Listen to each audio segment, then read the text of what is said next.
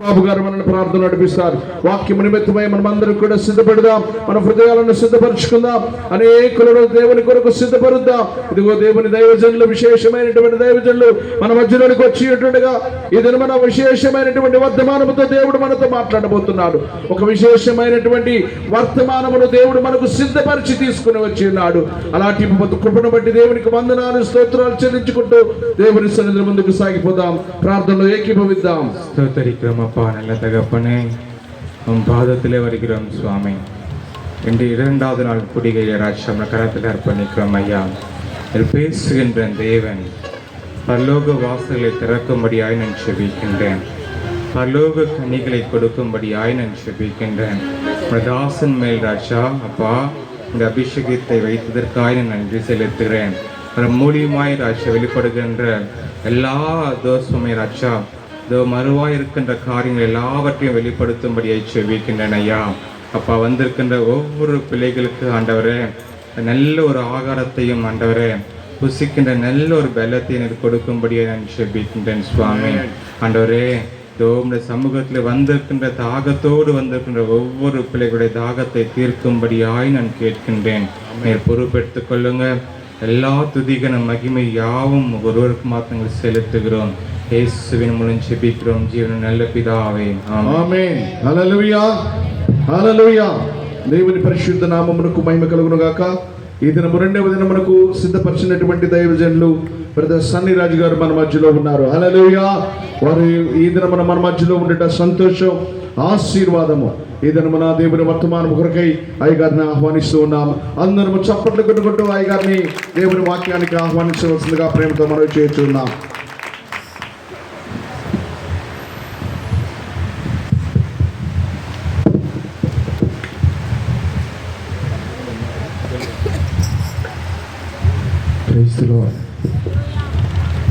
Monitoring అది ఈ fan of చేసింది, ఈ ఫ్యాన్ ఆఫ్ చేసింది, ఫ్యాన్ ఆఫ్ చేసింది. క్రైస్తులో దేవుడి పరిశుద్ధ నామానికి మహిమ కలుగును గాక. నేను వర్తమానంలోనికి వెళ్ళిపోయే ముందుగా ఒక చిన్న మాట, నాకు ఒక చిన్న హెల్ప్ చేస్తారా?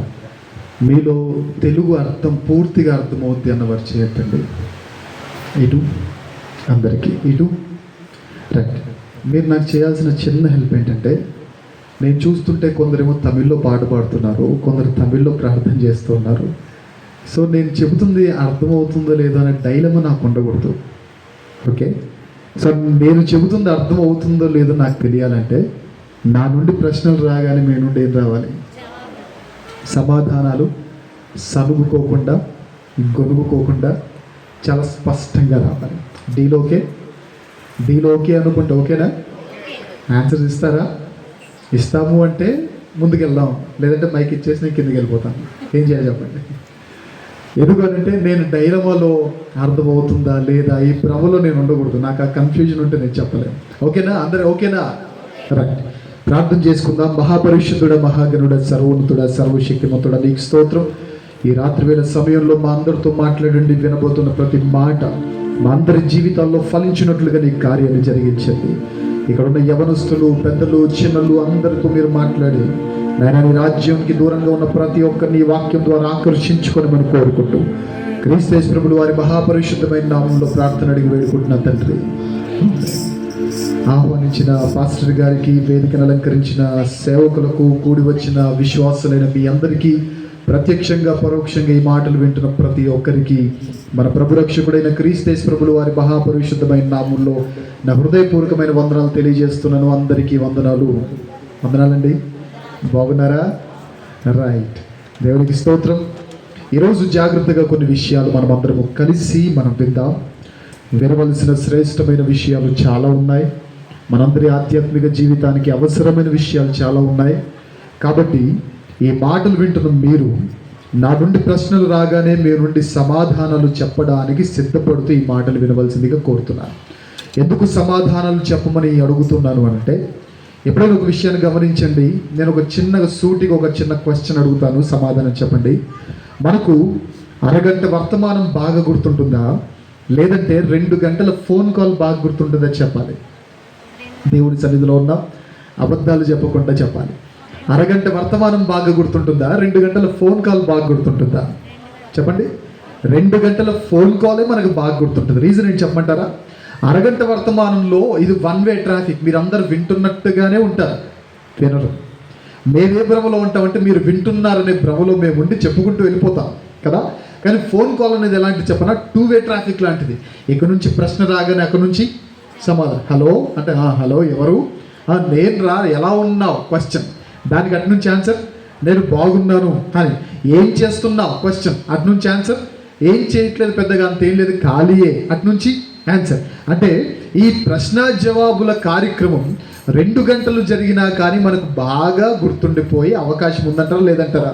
కాబట్టి ఈరోజు విన్న వర్తమానం మీ అందరికీ బాగా గుర్తుండాలి అని అంటే ఇది 1 వే ట్రాఫిక్గా ఉంటే గుర్తుండదు, 2 వే ట్రాఫిక్గా ఉండాలి. అంటే నా నుండి ప్రశ్నలు, మీ నుండి ప్రశ్నలు రాకూడదు. మళ్ళీ ఏమైనా ప్రశ్నలు ఉంటే లాస్ట్లో అడగండి, మధ్యలో అడగండి. ఓకే, నా నుండి ప్రశ్నలు, మీ నుండి ఏం రావాలి చెప్పండి? సమాధానాలు బిగ్గరగా రావాలి. కాబట్టి సమాధానాలు చెప్పడానికి సిద్ధపడుతూ వాక్యాన్ని విందాం. యోహాను సువార్త చాలా సీరియస్గా చాలా మంచి విషయాలు మనం అందరము కలిసి వినబోతున్నాం. జాగ్రత్తగా విందాం. యోహాను సువార్త 19వ అధ్యాయం. యోహాను సువార్త 19వ అధ్యాయం 19వ వచనాన్ని మనం చూద్దాం. యోహాను సువార్త 19వ అధ్యాయం 19వ వచనం. మరియు పిలాతు యూదుల రాజైన నజరేయుడగు యేసు అను పై విలాసము వ్రాయించి సిలువ మీద పెట్టించెను. ఏం జరుగుతుంది అసలు? చదువుతున్న ఈ సన్నివేశం యొక్క మూలమేంటి? దేవుడు దేని గురించి మాట్లాడుతున్నాడు? ఇదంతా మనకు అర్థం కావాలంటే 17వ వచనం నుండి మనం చదువుదాం. వారు యేసును తీసుకుని పోయి ఆయన తన సిలువ మోసుకొని కపాల స్థలమును చోటికి వెళ్ళను. హెబ్రీ భాషలో దానికి గొల్గొతా అని పేరు. అక్కడ ఈ వైపున ఒకనిని ఆ వైపున ఒకనిని మధ్యను యేసును ఉంచి ఆయనతో కూడా సిలువ వేసిరి. మరియు పిలాతు, ఎవరు రాయిస్తున్నారంట? పిలాతు ఏమని రాయించాడంట? యూదుల రాజైన నజరేయుడగు యేసు అను పై విలాసాన్ని రాయించాడు. ఇక నుండి నేను బైబిల్ కూడా క్లోజ్ చేశాను. ఇక నుండి మీరు నాకు క్వశ్చన్స్కి ఆన్సర్స్ చేయడానికి ట్రై చేయండి. ఓకే, మనం అందరం మాట్లాడుకుందాం. Okay, deal. ఓకే, ఏ వచనాన్ని మనం ఓపెన్ చేసాం? గట్టిగా చెప్పండి. యోహాను సువార్త 19వ అధ్యాయం 19వ వచనం. గట్టిగా చెప్పండి. ఏ వచనం? యోహాను సువార్త 19వ అధ్యాయము 19వ వచనం. ఈ వచనాన్ని మీరు గుర్తుపెట్టుకోండి. మాటి మాటికి మనం ఈ వచనం దగ్గరకు వస్తాం. మాటి మాటికి అరగంటకు ఒకసారైనా 20 నిమిషాలకు ఒకసారైనా నేను జ్ఞాపకం చేస్తూ ఉంటాను ఏ వచనం గురించి మనం ధ్యానిస్తున్నాం అని. అడగగానే మీ నుంచి రావాల్సిన సమాధానం ఏంటి చెప్పండి? యోహాను సువార్త బిగ్గరగా 19వ అధ్యాయము 19వ వచనం. ఇంతకీ ఏం జరుగుతుంది ఆ 19వ వచనంలో అంటే, యేసుక్రీస్తు ప్రభులు వారు మనుష్య కుమారునిగా ఈ భూమి మీద ఉన్నప్పుడు ఆయన చివరి రోజు గురించిన ఘట్టమును గురించిన ప్రస్తావన జరుగుతుంది. ఏం జరిగింది ఆయన చివరి రోజులో? మనుష్య కుమారునిగా ఆయన చివరి రోజులో ఏం జరిగింది అంటే, ఒక కొండ ఉందట. ఆ కొండ మీద 3 శిలువలు నిలబెట్టారంట. ఎడమవైపు శిలువ మీద లేనిది, కుడివైపు ఉన్న శిలువ మీద లేనిది, మధ్యలో ఉన్న శిలువ మీద ఒక పై విలాసాన్ని పెట్టించారంట. ఆ పై విలాసం మీద ఏముంది అంటే 19వ వచనంలో చదివారు. ఏమనుంది? పిలాతు ఏమని రాయించాడంట? యూదుల రాజు, యూదుల రాజైన నజరేయుడైన యేసు. యవనస్తులందరూ బాగా వినండి. యవనస్తులకు తల్లులుగా తండ్రులుగా ఉన్న మీరందరూ బాగా వినండి. సంఘానికి వస్తున్న ప్రతి క్రైస్తవుడు బాగా వినండి. ఈరోజు దేవుడు ఖచ్చితంగా మనందరితో మాట్లాడబోతున్నాడు కాబట్టి జాగ్రత్తగా విందాం. ఇంతకీ ఏ వచనాన్ని మనం ఓపెన్ చేసాం? గట్టిగా చెప్పండి. యోహాను సువార్త గట్టిగా 19వ అధ్యాయము 19వ వచనం. అందులో పిలాతు అనే వ్యక్తి ఏమని రాయించాడంట? యూదుల రాజు అని రాయించాడంట. 19వ వచనం మొత్తం మనం స్టడీ చేయట్లేదు, కానీ ఒకే ఒక్క పదాన్ని మనం ఫోకస్ చేస్తున్నాం. ఒకే ఒక్క వర్డ్ని మనం కాన్సన్ట్రేట్ చేస్తున్నాం. ఏంటా వర్డ్ అంటే యూదుల రాజు, యూదుల రాజు, యూదుల రాజు. ఇంతకీ యేసుక్రీస్తు ప్రభుల వారికి ఉన్న పేరేంటి చెప్పండి? యూదుల రాజు అనే పేరుంది కదా. మనకు యోహాను సువార్తలు చదివితేమో యూదుల రాజు అనే పేరు కనబడుతుంది. ప్రకటన గ్రంథం చదివితే ఏ గోత్రపు సింహం అని పిలిచారు చెప్పండి బైబిల్లో ఆయనని? అంటే అటు యోహాను రాసిన ప్రకటన గ్రంథంలో ఏమో యూదా గోత్రపు సింహం అంటున్నాడు. యోహాను రాసిన సువార్తలు ఏమో చెప్పండి ఏ రాజు అంటున్నాడు? యూదుల రాజు అంటున్నాడు. ఇటు ఈ గ్రంథకర్త రాస్తున్న సువార్తలో కానీ, ఈ గ్రంథకర్త రాస్తున్న ప్రకటన గ్రంథంలో కానీ కామన్గా మనకు కనబడుతున్న పేరేంటి చెప్పండి? ప్రభువు గురించి వర్ణించేటప్పుడు కామన్గా కనబడుతున్న పేరేంటి? యూదా. ఏంటి? యూదా. ఇక్కడేమో యూదుల రాజు, అక్కడేమో యూదా గోత్రం సింహం. కామన్గా మనకు కనబడుతున్న పేరేంటి చెప్పండి? యూదా యూదా యూదా. ఇప్పుడు మనకు కావాల్సింది చెప్పనా, అసలు ఈ యూదా ఎవరు? ఎందుకు శిలువ మీద రాయించింది, యూదుల రాజు అని రాయించింది యేసుక్రీస్తు ప్రభుల వారి శిష్యుడు కాడు. శిలువ మీద ఆ పై విలాసాన్ని రాయించింది యేసుక్రీస్తు ప్రభుల వారి సీక్రెట్ ఫాలోవర్ కూడా కాదు. శిలువ మీద ఆ పై విలాసాన్ని రాయించింది ఎవరంటే అన్యుడైన రోమా గవర్నర్ అయిన పిలాతు. ఏమని రాయించాడంట? యూదుల రాజు అని రాయించాడు. అంటే యేసు ప్రభు వారిని కొందరేమో యూదుల రాజు అని పిలుస్తుంటే, మరికొందరేమో యూదా గోత్రం సింహం అని పిలుస్తుంటే, ఇంతకీ యూదా ఎవరో మనకు తెలియాలి. ఎందుకు ప్రతిసారి యూదా యూదా యూదా ఈ పేరు కామన్గా మనకు కనబడుతుంది. కాబట్టి మనమందరము ఈరోజు ఆ యూదాను దేవుడు ఎందుకు ఎన్నుకున్నాడో తెలుసుకోబోతున్నాం. ఎందుకు ఈ యూదా ఎవరు అంటే ఆది కాండానికి మనం వెళ్ళాలి. ఆది కాండంలో అబ్రహాము ఉన్నాడు. అబ్రహాముకు కుమారుడు ఇస్సాకు. ఇస్సాకు కుమారుడు యాకోబు. యాకోబుకి ఎంతమంది పిల్లలు? 12 మంది. ఈ 12 మందిలో యూదా ఎన్నోవాడు చెప్పండి? ఎన్నోవాడు? వెరీ గుడ్, 4వ. అయితే నా ప్రశ్న ఏం చెప్పనా, అసలు యూదా 4వ వాడైతే యేసు ప్రభు వారు ఒకవేళ ఏ గోత్రమునైనా ఆయన సెలెక్ట్ చేసుకోవాలి అని అనుకుంటే, ప్రకటన గ్రంథంలో ఏ గోత్రం సింహంగా ఆయన పిలువబడ్డాడు చెప్పండి? యూదా గోత్రపు సింహంగా పిలువబడ్డాడు. కానీ బైబిల్ ప్రకారంగా, అందులోనూ పాత నిబంధన ప్రకారంగా ఆశీర్వాదము కానీ శాపము కానీ ఎవరిని వరించాలి చెప్పండి? పెద్దోడినా చిన్నోడినా? ఎవరికి రావాలి? జ్యేష్ఠునికా కనిష్ఠునికా? జ్యేష్ఠునికి రావాలి. కానీ మీరే అన్నారు యూదా ఎన్నోవాడని చెప్పారు? 4వ వాడు. కానీ పాత నిబంధన రూల్ ప్రకారంగా ఎవరికి రావాలి చెప్పండి? ఇప్పుడు మీకు అర్థం కావడానికి ఒక చిన్న ఉదాహరణ చెప్తాను. అందరం కలిసి ఎగ్జామ్ రాసామండి. పాస్టర్ గారికి 1st ర్యాంక్ వచ్చింది, ఇక్కడున్న సేవకులకి 2nd ర్యాంక్ వచ్చింది, ఆయనకి 3rd ర్యాంక్ వచ్చింది, నాకు 4th ర్యాంక్ వచ్చింది. ఇప్పుడు జాబ్ రావాలంటే ఎవరికి వస్తుంది చెప్పండి? 1st ర్యాంకర్కి రావాలా? 4th ర్యాంకర్కి రావాలా? ఇప్పుడు 4th ర్యాంకర్ నాకు రావాలంటే 1st ర్యాంకర్ తనంతట తాను తప్పుకోవాలి. అప్పుడు ఎవరికి వస్తుంది జాబ్? 2nd ఆయనకు వస్తుంది. ఆయన కూడా తనంతట తాను తప్పుకోవాలి. అప్పుడు ఎవరికి వెళ్తుంది? 3rd ఆయనకు వస్తుంది. ఆయన కూడా తనంతట తాను ఏం చేయాలి చెప్పండి? తప్పుకోవాలి. అప్పుడు ఎవరికి వస్తుంది చెప్పండి? నాకు వస్తుంది. ఇది మీకు అర్థమైతే పాత నిబంధనలో కూడా ఒక రూల్ ఉంది. ఏంటి ఆ రూల్ చెప్పనా? ఆశీర్వాదము కానీ శాపము కానీ వస్తే ఎవరికి రావాలి? జ్యేష్ఠునికి రావాలా కనిష్ఠునికి రావాలా? జ్యేష్ఠునికి రావాలా 4వ వానికి రావాలా? కానీ జ్యేష్ఠునికి రాకుండా ఎవరికి వచ్చింది ఇప్పుడు అంటే? మొదటి వాడిని దేవుడు సెలెక్ట్ చేశాడా సైడ్ చేశాడా చెప్పాలి? మొదటి వాడిని దేవుడు సెలెక్ట్ చేశాడా సైడ్ చేశాడా? సైడ్ చేశాడు. 2వ వాడిని దేవుడు సెలెక్ట్ చేశాడా సైడ్ చేశాడా? సైడ్ చేశాడు. 3వ వాడిని దేవుడు సెలెక్ట్ చేశాడా సైడ్ చేశాడా? సైడ్ చేశాడు. ఎవరిని సెలెక్ట్ చేశాడు దేవుడు? ఈరోజు మనం ఇక్కడ వాక్యం వింటున్న మనందరికీ తెలియాల్సిన విషయం చెప్పనా? ఈ ముగ్గురిని దేవుడు ఎందుకు సైడ్ చేశాడో మనకు తెలిస్తే, దేవుడు మన ప్రార్థనలు వినకుండా మనల్ని ఎందుకు సైడ్ చేస్తున్నాడో మనకు అర్థమవుతుంది. యూదాను దేవుడు ఎందుకు సెలెక్ట్ చేశాడో మనకు తెలిస్తే, మనల్ని దేవుడు సెలెక్ట్ చేయాలంటే ఏం చేయాలో మనకు తెలుస్తుంది. అందుకే అప్పుడప్పుడు క్రైస్తవుల్లో చాలామంది ఈ మాట అంటూ ఉండడం మనం వింటూ ఉంటాం. ఏమని? అయ్యా, నేను ఎంత ప్రార్థన చేస్తున్నా దేవుడు ఎందుకు నా ప్రార్థన వినట్లేదు? నేను ఎంత ఉపవాసం ఉన్నా నా జీవితంలో దేవుని కార్యాలు ఎందుకు జరగట్లేదు? నేను ఎంత భక్తి జీవించినా, భక్తితో జీవిస్తున్నా నా జీవితంలో దేవుడు నా ప్రార్థన ఎందుకు విని సమాధానాలు ఎందుకు ఇవ్వట్లేదు అనే డౌట్ మీకుంటే, ఒకవేళ దేవుడు మిమ్మల్ని సైడ్ చేస్తున్నాడు అనే డౌట్ మీకుంటే, ఎందుకు సైడ్ చేస్తున్నాడు ఈరోజు మనం వినబోతున్నాం. ఎందుకు సైడ్ చేస్తాడో దేవుడు ఈరోజు మనం వినబోతున్నాం. ఇదంతా మనం ఎందుకు వస్తున్నామంటే, ఎక్కడో ఒక వచనాన్ని ఓపెన్ చేసి ఏంటి ఆ వచనం చెప్పండి? గట్టిగా చెప్పాలి. యోహాను సువార్త వచ్చిన విషయం చెప్పనా? అరగంట తర్వాత నేను మరలా అడుగుతాను. అడిగిన తర్వాత మీరు చెప్పలేదు అనుకోండి, ముగింపు ప్రార్థన బదులు మరలా ప్రారంభ ప్రార్థన చేసి, ప్రభువా ఇంతవరకు వీళ్ళు వినలేదయ్యా, మరలా క్షమించి ఈసారి కొంచెం శ్రద్ధగా వినేలా చేయి ప్రభువా అని అడుగుతాను. ఏం కావాలి చెప్పండి? ముగింపు ప్రార్థన కావాలా ప్రారంభ ప్రార్థన కావాలా? ముగింపు ప్రార్థన కావాలంటే జాగ్రత్తగా వినండి. ఇంతకీ యూదా గురించి మనం ఎందుకు స్టడీ చేస్తున్నామంటే, ఒక వచనాన్ని ఓపెన్ చేశాం. ఏంటో వచనం?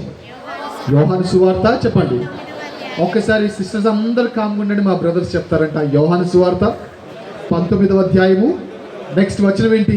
రైట్. ఇప్పుడు మీరు కామ్గుండండి, మీరు చెప్పండి ఏ వచనం ఓపెన్ చేశాం? యోహాను సువార్త. Very good. 19వ అధ్యాయము. Very good. చెప్పండి 19వ వచనం. ఇందులో వచనం మొత్తం మనం అధ్యయనం చేస్తున్నామో ఒక్క పదాన్ని మనం పట్టుకున్నామా? ఒక్క పదం. ఏంట పదం గట్టి చెప్పండి? యూదుల రాజు. ఇంతకీ యూదా ఎవరు? అబ్రహాముకి ఇస్సాకు అయితే, ఇస్సాకుకి యాకోబు అయితే, యాకోబుకి 12 మంది అయితే, అందులో ఎన్నోవాడు యూదా? కానీ ఆశీర్వాదం రావాల్సింది ఎవరికి? మొదటోనిగా 4వనిగా? అంటే మొదటోని దేవుడు సెలెక్ట్ చేశాడా సైడ్ చేశాడా? 2వ వాడిని దేవుడు సెలెక్ట్ చేశాడా సైడ్ చేశాడా? మూడో వాడిని కూడా దేవుడు సెలెక్ట్ చేశాడు, సైడ్ చేశాడా? సైడ్ చేశాడు. కాబట్టి వారు ఏ తప్పిదాలు చేయబట్టి దేవుడు వారిని సైడ్ చేశాడో మనకు తెలిస్తే, అదే తప్పిదాలు మనము కూడా చేస్తే దేవుడు మనల్ని కూడా ఏం చేస్తాడు చెప్పండి? ఎందుకంటే దేవునికి పక్షపాతం లేదు. మన గవర్నమెంట్స్కి కానీ లేదంటే మన పెద్దలకు కానీ అమ్మాయిల పక్షపాతం ఉంటుంది కదా, అవునా కదా చెప్పండి? అమ్మాయిలంటే ఒక రకమైన సాఫ్ట్ కార్నర్ ఉంటుంది. మీకు అర్థం కావడానికి ఒక ఉదాహరణ చెప్తాను. మా క్లాస్లో మ్యాథ్స్ టీచర్ ఉండేవాడు. ఆ టీచర్ ఏం చేసేవాడంటే, మా క్లాస్లో ఎవరికైనా మార్క్స్ తక్కువ వచ్చాయి అనుకోండి, మ్యాథ్స్ టీచర్స్ జనరల్గా చాలా స్ట్రిక్ట్గా ఉంటారు. ఇన్ కేసు ఒకవేళ మీరు ఎవరైనా మ్యాథ్స్ టీచర్స్ ఉంటే I'm not offending you, but that's true. నేను చూసిన మ్యాథ్స్ టీచర్స్ అయితే అందరూ కొంచెం స్ట్రిక్ట్గా ఉన్నారు. మరి అందరి సంగతి ఏమో తెలియదు, కానీ నేను చూసిన మ్యాథ్స్ టీచర్స్ అయితే ఆల్మోస్ట్ అందరూ స్ట్రిక్ట్గా ఉన్నారు. అయితే మ్యాథమెటిక్ ఎగ్జామ్ పెట్టినప్పుడు మా సార్ అనేవాడు, రే ఎవరికైతే మార్క్స్ తక్కువగా వస్తాయో వాళ్ళకు మామూలుగా ఉండదు, తోలు తీసేస్తా అనేవాడు. అన్నట్టుగానే ఎప్పుడైతే మార్క్స్ అనౌన్స్ చేస్తాడో, ఎవరెవరికైతే తక్కువ వచ్చి అందరూ నిలబడడం రాని ఒక బార్డర్ మార్క్ పెట్టి, దీనికంటే తక్కువ వచ్చిన వాళ్ళకి, ఒకవేళ 100 మార్క్స్ టెస్ట్ పెడితే 80 కంటే తక్కువ వచ్చిన వాళ్ళు, 60 కంటే తక్కువ వచ్చిన వాళ్ళు లేచి నిలబడని అంటారు. ఇప్పుడు క్లాస్లో అబ్బాయిల్లో మొద్దులు ఉంటారు, అమ్మాయిల్లో కూడా మొద్దులు ఉంటారు, అవునా కదా? అమ్మాయిలందరూ ఆనుమత్యాలు ఏంటి కాదుగా, అమ్మాయిల్లో మొద్దులు ఉంటారు, అబ్బాయిల్లో మొద్దులు ఉంటారు. ఫస్ట్ అబ్బాయిలు లేపుతాడు మావాడు, లేపి అందరిని ముందుకు తీసుకొని వచ్చి అందరు చూస్తుండగా, అమ్మాయిలు చూస్తుండగా కుక్కని కొట్టేవాడు. అప్పుడు అమ్మాయిలు అరే పాపం కొడుతున్నాడు అనుకోకుండా ఇలా మూతికి అడ్డం పెట్టుకుని అన్నవేవాళ్ళు. ఎంత శాడిస్ట్లు అండి మీరు, నిజంగా ఎంత శాడిస్ట్లు అండి. అప్పుడంటే మాకు చిన్నప్పుడు ఏదో 7th class 8th class 9th class ఈ టైంలో మాకు అంత వాక్యం తెలియదు కాబట్టి టిట్ ఫర్ టాట్ ఎవరైనా చూస్తారు. మమ్మల్ని చూసి మీరు నవ్వారంటే మిమ్మల్ని కూడా మేము చూసి నవ్వాలనే అనిపిస్తుంది. Why should girls have all the fun చెప్పండి? మమ్మల్ని కొట్టినప్పుడు మీరు నవ్వితే మిమ్మల్ని కొట్టినప్పుడు మాకు నవ్వాలనిపించదు ఏంటి? ఖచ్చితంగా నవ్వాలనిపిస్తుంది.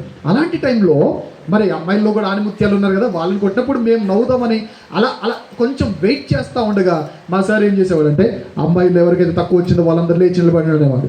వెంటనే వీళ్ళు కూడా ఆనిముత్యాలు లేచి నిలబడేవారు. నిలబడగానే కర్ర పట్టుకునేవాడు, దగ్గరకు వచ్చేసి ఏమనేవాడు చెప్పరా, అమ్మాయి ఘాటు వదిలేస్తున్నా అనేవాడు. అదేంటి అంటే, అబ్బాయినైతే కుక్కను కొట్టినట్టు కొడతారా, అమ్మాయినైతే అమ్మాయి ఘాటు వదిలేస్తా అంటారా? ఇదెక్కడ న్యాయం బాసు? కానీ దేవుడు అలా కాదు. అబ్బాయిని కుక్కను కొట్టినట్టు కొట్టాడంటే చెప్పండి, అమ్మాయిని కూడా కొడతాడు. అంతే, దేవుని దగ్గర పక్షపాతం లేదు. అర్థం కావడానికి వచ్చిన ఉదాహరణ చెప్తాను. అననీయ సప్పీరా అని ఇద్దరు మంచి భార్య భర్తలు ఉన్నారు. మంచి అన్నాను కదా అని సెటరికల్గా మాట్లాడుతున్నాం, మీరు కూడా అలా ఉండేరు కనుక. ఇద్దరు పొలాన్ని అమ్మారు. అమ్మిన తర్వాత ఇద్దరు డీలింగ్ చేసుకున్నారు. ఏం డీలింగ్? మనం అమ్మింది ఫర్ ఎగ్జాంపుల్ మనం అనుకుందాం 1,00,000కి అమ్మాము, కానీ పేతురుకు మాత్రం 50,000 చెప్దామని డీలింగ్ చేసుకుని వెళ్ళారు. మనకు అర్థం కావడానికి ఫిగర్స్ చెప్తున్నాను. ఈ పెద్ద మనిషి ఏం చేశాడు, అననీయ నువ్వు ఇక్కడే ఉండు, నేను వెళ్ళేసి వస్తా అన్నాడు. వెళ్ళాడు, పేతురుకు మనీ ఇచ్చాడు. ఇంతకైనా మీరు అమ్మిందంటే అవును అన్నాడు. వెంటనే ఆయన ఏం చేశాడు, పరిశుద్ధాత్మని మీరు మోసపుచ్చినందుకు నీ ప్రాణం పోతుంది అని చెప్పాడు. అంతలో చాలాసేపు అయింది ఇంటి నుంచి వెళ్ళిన భర్త, చాలాసేపు అయింది రాలేదు. వెతుక్కుంటే ఎవరు వచ్చారు చెప్పండి? అమ్మాయి గారు వచ్చారు. ఎవరు? స్త్రీమూర్తి గారు వచ్చారు. రాగానే ఈవిడ అన్న మాట ఏంటి, పేతురు గారు మా ఆయన ఇటేమని వచ్చాడా అంటే, వచ్చాడు ఏంటి సంగతి అంటే, మా ఆయన దగ్గరికి వెళ్ళాలని ఉంది అనింది. అవునా అనింది. అప్పుడు వెళ్దూలే కంగారు ఎందుకు, ఫస్ట్ లోపలికి రా అన్నాడు.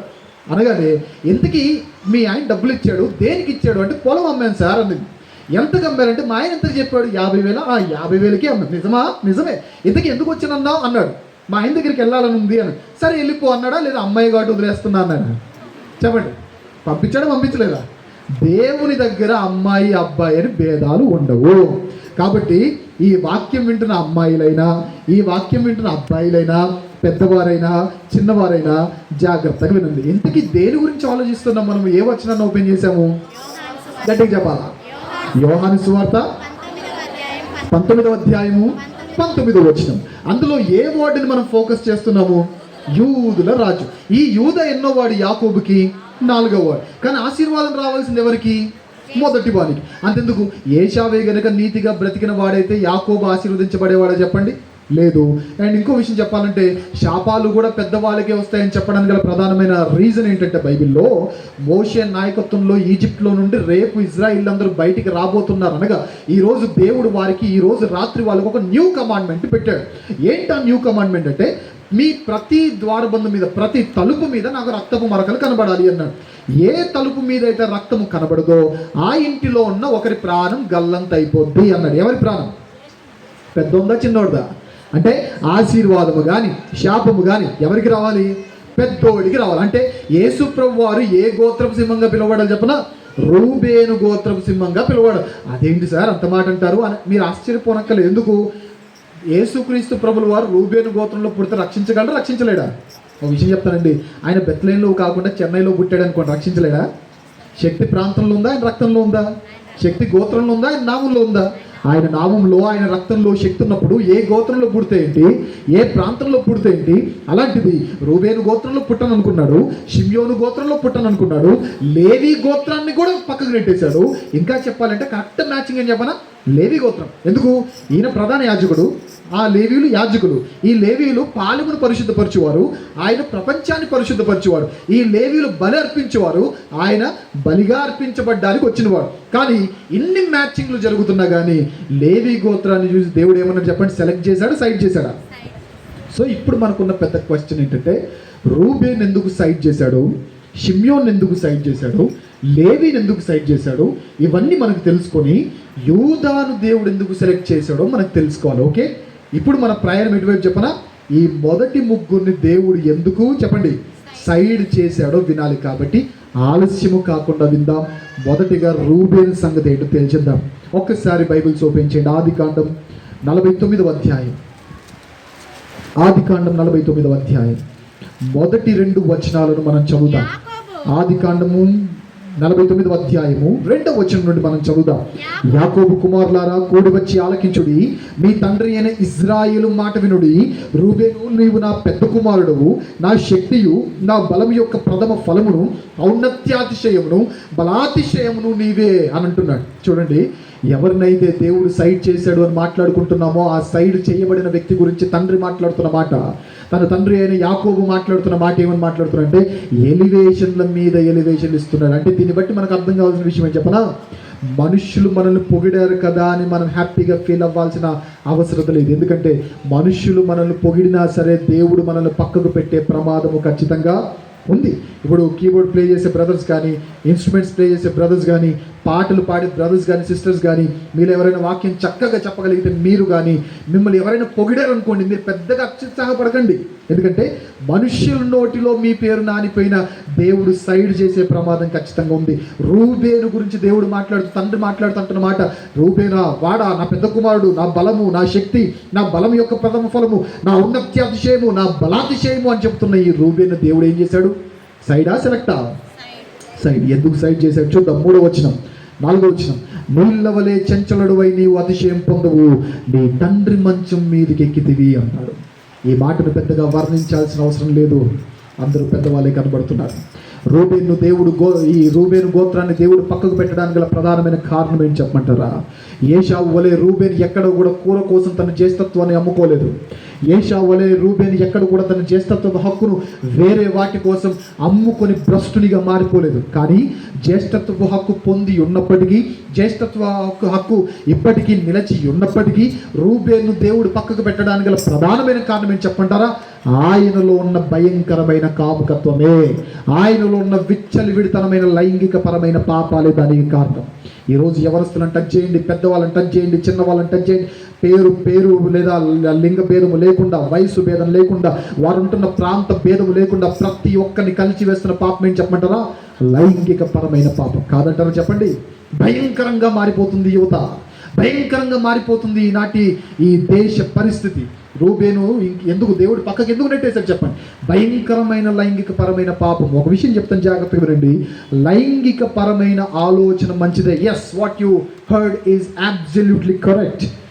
లైంగిక పరమైన ఆలోచన మంచిదే, అది దేవుడు పెట్టిన ఆలోచన. కానీ దాని బౌండరీ ఎప్పుడైతే దాటిందో దాన్ని దేవుడు వ్యభిచారం అన్నాడు.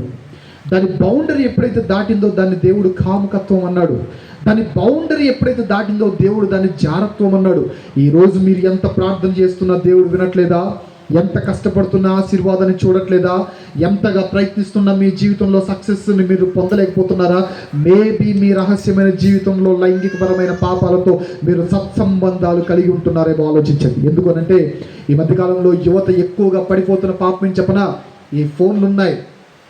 అంబానీ పుణ్యమా అని మనకి కరెక్ట్గా కరోనా టైంలో ఏం జరిగింది చెప్పనా?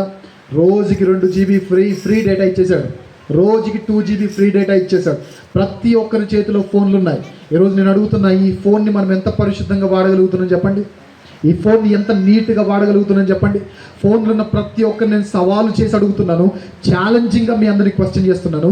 మీ ఫోన్ పాస్వర్డ్ తీసి మీ అమ్మా నాన్న దగ్గర ఉంచి 10 రోజులు ప్రశాంతంగా మీరు బ్రతకగలరా చెప్పండి? ఒకరోజు ఒక సాఫ్ట్వేర్ ఆఫీస్లో ఒక ఆయనకి, సాఫ్ట్వేర్ ఆఫీస్ అంటే ఎలా ఉంటుందో మీకు తెలుసు. మీరేం పల్లెటూర్లలో లేరు, మీరు చెన్నై మహాసిటీలో ఉన్నారు, మహాపట్టణంలో ఉన్నారు. సాఫ్ట్వేర్ ఆఫీస్ అంటే వేడి, భయంకరమైన వేడి కలిగిన వేసవి కాలంలో కూడా, చెమటలు పుట్టించే వేసవి కాలంలో కూడా వణుకు పెడి తెప్పించే అంత చల్లనిదనం ఆ రూమ్స్లో ఉంటుంది. ఏసీ రూమ్స్ ఉంటాయి. సెంట్రల్ ఏసీ రూమ్లో కూడా అతను భయంకరంగా స్వెట్టింగ్ అంట, భయంకరంగా చెమట కక్కేస్తున్నాడంట. అప్పుడు ఈ వ్యక్తి అడిగాడంటే, ఈ వ్యక్తిని పక్కనున్న కొలీగ్ అడిగాడంటే, ఏంట్రా ఎందుకు ఇంత భయంకరంగా స్వెట్ వచ్చేస్తుంది, ఏమైంది నీకు అని అంటే, ఏం చెప్పమంటావురా, ఇంటికి వెళ్తే మా ఆవిడ మాటికి ఫోన్ పాస్వర్డ్ అడుగుతుందిరా అంటున్నాడంట. ఫోన్ పాస్వర్డ్ అడిగితే అంత భయం ఎందుకు నీకు? ఫోన్ పాస్వర్డ్స్ అడుగుతుంటే అంత భయం ఎందుకు? ముఖ్యంగా యువతను అడుగుతున్నా, మీ ఫోన్ ఎలా వాడుతున్నారు మీరు? మీ ప్రైవేట్ ప్లేస్లో ఎవ్వరు చూడని ఒంటరితనంలో నిజంగా నేను అడుగుతున్నా, గూగుల్ క్రోమ్లోకి వెళ్ళి చూడకూడని నువ్వు చూస్తున్నావా? యూట్యూబ్లోకి వెళ్ళి చూడకూడని దృశ్యాలు నువ్వు చూస్తున్నావా? లేదంటే పనికిమాల చాటింగ్లు ఏమైనా చేస్తున్నావా? ఈ మధ్యకాలంలో యువతలో ఓపెన్గా మాట్లాడుతున్నా అంటే, యువత ఉన్నారు కాబట్టి చెప్తున్నా, యువతలో సెక్స్ చాట్ అనేది ఎక్కువైపోతూ ఉందట. చాలా సోర్సెస్ ప్రకారంగా చాలామంది ఈ వాట్సాప్కి ఒక లాక్ పెడతారు, ఫేస్బుక్ ఒక లాక్ పెడతారు, ఇన్స్టాగ్రామ్కి ఒక లాక్ పెడతారు. ఇంకా ఎంత దరిద్రంగా మారిపోయి చెప్పనా, వాట్సాప్కి లాక్, వాట్సాప్లో చాట్ చేస్తే దొరుకుతున్నారని, ఫేస్బుక్లో చాట్ చేస్తే దొరుకుతున్నారని, ఇన్స్టాలో చాట్ చేస్తే దొరుకుతున్నారని, ఫోన్పేలో గూగుల్ పేలో కూడా చాటింగ్ చేసుకుంటున్నారంట. మీకు ఒక విషయం చెప్తాను, ఫర్ యువర్ కైండ్ ఇన్ఫర్మేషన్. మీలో ఒకవేళ ఎవరైనా గూగుల్ పేలో చాట్ చేసే అలవాటు ఉంటే, ఒకవేళ మీ బ్యాంక్ పాస్బుక్ కనుక తీసుకెళ్ళి బ్యాంక్ ఆ మిషన్లో పెట్టి ఎంటర్ కొడితే, హాయ్ బేబీ అంటారే, నీ బేబీ భాగవతం అంతా దాంట్లో ప్రింట్ అయిపోతుంది, జాగ్రత్త. నీ బంగారం అని పిలుస్తారే, ఆ బంగారం ఎంత వెయిట్, ఎంత క్వాలిటీ, ఏమేమి చాట్ చేశారు అంతా ఆ బుక్లో ప్రింట్ అయిపోద్ది, జాగ్రత్త. ఓ విషయం చెప్తున్నా, జాగ్రత్త విను. ఎవ్వరూ చూడట్లేదనో, రూమ్కి తలుపులు వేసున్నాయనో, దుప్పటి కప్పుకున్నానో, లేదా బయటికి సౌండ్ రాకుండా ఇయర్ ఫోన్స్ పెట్టుకున్నానో, లేదా బ్లూటూత్ కనెక్ట్ చేసుకున్నానో, లేదా VPN ఆన్ చేశానో, లేదా ఎవ్వరికి తెలియదనో, ధైర్యముగా నువ్వు చేసే ప్రతి పాపము మనుషులకు తెలియకపోవచ్చేమో కానీ, ఈ భూతలమంతా మీరు వెతికిన, ఈ భూప్రదేశం అంతా మీరు వెతికిన, దేవుని కనుసైగ దాటలేని, దేవుని కనుసైగ చూడలేని ప్రదేశం అన్నది ప్రపంచంలో ఏది లేదనే వాస్తవాన్ని మీరు గమనించండి. ఎందుకు దేవుడు మీ ప్రార్థన వినట్లే చెప్పనా? మీలో ఇంకా రూబేను దాగున్నాడేమో, మీరు ఇంకా కాముకత్వపు వేషాలు వేస్తున్నారేమో. తల్లికి తెలియకుండా, తండ్రికి తెలియకుండా చాటున మీరు సీక్రెట్గా ఫోన్లు వాడుతూ చెయ్యకూడని అడ్డగోలు చాటింగ్లు మీరు చేస్తున్నారేమో, చూడకూడని అడ్డగోలు వీడియోలన్నీ మీరు చూస్తున్నారేమో. ఒకవేళ ఇదే మీ జీవితం అయితే గమనించండి, ఖచ్చితంగా దేవుడు మనల్ని సెలెక్ట్ చేయడు. ఏం చేస్తాడు చెప్పండి? సైడ్ చేసి పడేస్తాడు. ఎందుకంటే దేవునికి పక్షపాతము. రూబేన్ని ఎందుకు సైడ్ చేశాడో అదే తప్పిదాన్ని నేను చేస్తే దేవుడు నన్ను కూడా ఏం చేస్తాడు చెప్పనా? సైడ్ చేసి పడేస్తాడు. ఈ మాటలు చెప్తుంటే చాలామంది తల్లిదండ్రులకు విచిత్రంగా అనిపించి, లేదండి మా పిల్లలు మాత్రం బంగారు కొండలండి అని మీరు అనొచ్చేమో. ఎందుకంటే తెలుగులో ఒక సామెత ఉంది, మీకు తెలుసో లేదో, మేబీ తెలిసే ఉండొచ్చు. కాకి కట, కాకి పిల్లట ఏంటట? ముద్దట. మీ పిల్లలు మీకు చాలా ముద్దులే, బయట ఎద్దులు కదా. మాకు ముద్దేమో. మీకు ఒక విషయం చెప్పనా, చిన్న పిల్లలు కనబడుతున్నారు, వాళ్ళకు బూతులు రావంటే మీరు నమ్మగలరా? మనకు తెలియని కొత్త రకం బూతులన్నీ వాళ్ళకు వచ్చు. జెన్జీ కిడ్స్ అంటున్నారు వాళ్ళని. మనకు రాని భాష వాళ్ళకు వచ్చు, మనకు తెలియని టర్మినాలజీ వాళ్ళకు వచ్చు. ఎందుకు ఈ మాట చెప్తానంటే, ట్రెండ్ అంత సరిగ్గా లేదమ్మా. మీ పిల్లలు బంగారు కొండలు అనుకోవడం మీ తప్పేం కాదు, కానీ ఏమో వారు అనకొండలేమో, ఏమో మీకు తెలియదేమో. మరి ఏం చేయమంటారన్నా అంటే, ఒక చిన్న మాట చెప్తాను, జాగ్రత్త వినండి. మీ పిల్లలు బంగారు కొండలో లేదా అనకొండలో తెలియాలంటే ఒక చిన్న టెస్ట్ పెట్టేయండి, అంతే. చిన్న టెస్ట్ పెట్టేయండి, పెద్దగా చదువుకోక్కర్లేదు. ఒక చిన్న ఉదాహరణ చెప్తాను, జాగ్రత్తగా వినండి. కరోనా వచ్చిన స్టార్టింగ్లో గవర్నమెంట్ వాళ్ళు చెప్పిన మాట ఏంటంటే, ప్రతి దగ్గు కరోనా కాదు, ప్రతి జ్వరము కరోనా కాదు, భయపడకండి, మీకు ఏమైనా డౌట్లు ఉంటే హాస్పిటల్కి రండి, మేమే టెస్ట్ చేస్తాం, మేము నిర్ధారించేంతవరకు మీరు భయపడకండి అని చెప్పారు కదా. కానీ తర్వాత ఎప్పుడైతే కేసెస్ పెరిగిపోయాయో, టెస్టింగ్ కిట్స్ అన్ని తగ్గిపోయాయో, అప్పుడు వాళ్ళే చెప్పిన మాట ఏంటంటే, ఇంకెవ్వరు హాస్పిటల్స్కి రాకండి, మీకు డౌట్ ఉంటే ఇంట్లోనే చెక్ చేసుకోండి అని చెప్పారు. ఇంట్లో ఎలా సార్ చెక్ చేసుకునేది, మాకు తెలియదు కదా, మనం చదువుకోలేదు కదా అంటే, పెద్ద చదువుకో అక్కర్లేదు, చిన్న టెస్ట్ చాలు అన్నది. ఏంటి సార్ ఎలా టెస్ట్ చేయాలి అంటే, వాళ్ళు చెప్పిన మాట, వంట రూమ్లోకి వెళ్ళండి అన్నారు. వెళ్ళి వెళ్ళి ఏం చేయాలి? చిటికెడు ఉప్పు తీసుకోండి అన్నారు. తీసుకొని ఏం చేయాలి? నాలుక మీద పెట్టుకోండి అన్నారు. పెట్టుకుంటే టేస్ట్ తెలిసిందనుకో అమ్మగారు రానట్టే. టేస్ట్ తెలియలేదనుకో అమ్మగారు వచ్చేసినట్టే. మీకు అప్పటికీ డౌట్ ఉంటే బెడ్రూమ్లోకి వెళ్ళిపోండి, సెంట్ స్ప్రే తీసుకోండి, ఒకసారి మంచి బుస్మని ఒకసారి స్ప్రే చేసేయండి. స్ప్రే చేసిన తర్వాత వాసన తెలియలేదనుకో చెప్పండి అమ్మగారు ఆగయ్యా. వాసన తెలిసిందనుకోండి అమ్మగారు రానట్టే. చిన్న టెస్ట్ ఎలా అయితే మనకు కరోనా ఉందా లేదా అని తెలుసుకోవడం చిన్న టెస్ట్ పెట్టామో, మీ పిల్లలు కూడా బంగారు కొండలు అనకొండలు మీకు తెలియాలంటూ చిన్న టెస్ట్ పెట్టండి. చెప్పనా, ఇంటికి వెళ్ళగానే మీ పిల్లలకు ఫోన్లు ఉంటే ఇంటికి వెళ్ళగానే ఉన్న పలంగా లాక్ అంతా తీసేసి, ఉన్న ప్రతి లాక్ తీసి 10 రోజులు నా హ్యాండ్ బ్యాగ్లో పెట్టండి రా, లేదా 10 రోజులు నా పాకెట్లో పెట్టండి. ఏ కాల్ వచ్చినా నేనే లిఫ్ట్ చేస్తా, ఏ మెసేజ్ వచ్చినా నేనే రిప్లై ఇస్తా అని మీ పిల్లలతో మీరు చెప్పగానే మీ అమ్మాయి ఒకవేళ మమ్మీ నీకంటే ఎక్కువైంది మమ్మీ అని చెప్పి ఫోన్ ఇచ్చిందా, అది నిజంగా బంగారు కొండే. అలా కాకుండా 5 minutes మామీ అనింది అనుకోండి, అది బంగారు కొండ కాదు. ఏ కొండది? ఈ 5 minutesలో జరిగేదని చెప్పనా, రూమ్లోకి వెళ్ళిపోయి తలుపేసుకునేది, వెళ్ళిపోయి మీరు చెన్నైలో ఉంటారు కాబట్టి వాతావరణ శాఖ హెచ్చరికలు మీకు బాగా తెలుసు కదా. 1వ నెంబర్ హెచ్చరిక, 2వ నెంబర్ హెచ్చరిక, 3వ నెంబర్ హెచ్చరిక, ఇవన్నీ మీకు బాగా ఎక్కువగా మాకంటే ఎక్కువగా మీరు వింటూ ఉంటారు తీర ప్రాంత ప్రజలు కాబట్టి. ఇప్పుడు ఆ పిల్ల చేసే పని ఏం చెప్పనా, ఫస్ట్ నెంబర్ హెచ్చరిక ఏం చేస్తా అంటే అన్ని వాట్సాప్ గ్రూప్స్లో రానున్న 10 రోజుల్లో సముద్ర ఉపరితలం మీద సొరచేపల ప్రవాహం గట్టిగా ఉండబోతుంది. అందులో ఒక సొరచేప మా అమ్మ, ఇంకో సొరచేప మా నాన్న. నా నుంచి వాయిస్ మెసేజ్ వచ్చేంత వరకు దయచేసి ఎవరు కూడా ఏ మెసేజ్ ఇవ్వద్దు. 1వ నెంబర్ హెచ్చరిక జారీ. అంతటితో ఆగిపోద్దా? గ్యాలరీలోకి వెళ్ళిపోద్ది. పాపం మీరు చిన్నపిల్లలు అండి, వారంటే పెద్దవాళ్ళు. మీరు ఎప్పుడైనా స్కూల్ బస్సులు వెళ్ళారా? వెళ్ళలేదు. వాళ్ళు స్కూల్ బస్సులు వెళ్తారు, బ్రో అంటారు, సిస్టర్స్ని కూడా బ్రో అని పిలుస్తారు, మావా అని పిలుస్తారు. ఈడ పెద్ద అల్లుడైనట్టు లేదా ఆడికి అల్లుడైనట్టు మావా అని పిలుచుకుంటారు, అది పిలుచుకుంటారు, ఇది పిలుచుకుంటారు. సో వాళ్ళు కొంచెం అప్డేటెడ్గా ఉన్నారు కాబట్టి వాళ్ళు మాత్రమే చూడాల్సిన కొన్ని ఇమేజెస్ గ్యాలరీలు ఉంటాయి. అవన్నీ సెలెక్ట్ చేసి డిలీట్ చేసేసి అంతటితో ఆగిపోకుండా డిలీట్ చేసి నీ చెత్తంతా మన ఫోన్లో రీసైకిల్ బిన్ అనే ఇంకో చెత్తలు ఉంటాయి, అందులో కూడా వెళ్ళి అది కూడా డిలీట్ చేసేసి ఏం తెలియని అమాయకురాల్లాగా సంతూర్ సో బ్యాడ్లో ఆ బుడ్డదొస్తుంది చూసారు, అలా వచ్చిందంటే అయితే ఫోన్ పగలాలి లేదా దాని దవడ పగిలిపోవాలి. ఏదైనా చేయాలి. ఎందుకంటే మీ పిల్లల భవిష్యత్తును కాపాడుకునే బాధ్యత ఎవరి మీద ఉంది చెప్పనా? తల్లిదండ్రులుగా మీ మీద ఉంది. ఇది తెలియక చాలామంది తల్లిదండ్రులే పిల్లలకు ఫోన్లు ఇచ్చి అలవాటు చేస్తున్నారండి. ఒక విషయం చెప్తున్నాను, మీలో ఎవరైనా సరే మీ పిల్లలకు ఫోన్లు ఇచ్చేవారిగా ఉంటే తినేటప్పుడు ఫోను, పడుకునేటప్పుడు ఫోను, లేచేటప్పుడు ఫోన్, ఈ అలవాటు చేస్తున్న పేరెంట్స్ ఎవరైతే, be it fathers, be it mothers, whoever it is, మీరు పేరెంట్స్ కాదు, మీరు నాశనకర్తలు. ఎందుకు ఈ మాట చెప్తున్నానంటే మీరు అనుకోవచ్చు వారు ఆడుకుంటున్నారు కదా చిన్నపిల్లల గేమ్సే కదా అని. ఒకరోజు మా చర్చిలో కుర్రోడు కూడా అన్నయ్య ఫోన్ ఆడుకుంటా అంటే నా ఫోన్ ఇచ్చాను. ఇస్తే వాడు నా పక్కన కూర్చొని ఆడుకుంటా ఉంటే చిన్న పిల్లలు ఆడుకునే గేమ్స్లో రూల్స్ ఎలా ఉంటాయి చెప్పనా, వాడికి నెక్స్ట్ లెవెల్కి వెళ్ళాలి అంటే, ఈ లెవెల్ నుండి నెక్స్ట్ లెవెల్కి వెళ్ళాలంటే 2 criteria ఉంటాయి. ఒకటి, వీడి దగ్గర కాయిన్స్ ఉండాలి. వీడి దగ్గర కాయిన్స్ లేవనుకోండి వాడు 30 seconds యాడ్ ఇంటర్నెట్లో ఒకటి చూడాలి. అయితే నా పక్కన ఆడుకుంటున్న చిన్నపిల్లాడికి వాడికి కాయిన్స్ లేకపోయేసరికి నేను చూస్తున్నాను ఏం ఆడుతున్నాడు, ఎలా ఆడుతున్నాడు అని. సరదాగా పిల్లలు కదా, మరి ఎందుకు వాళ్ళు ఇబ్బంది పెట్టాలని చూస్తున్నాను.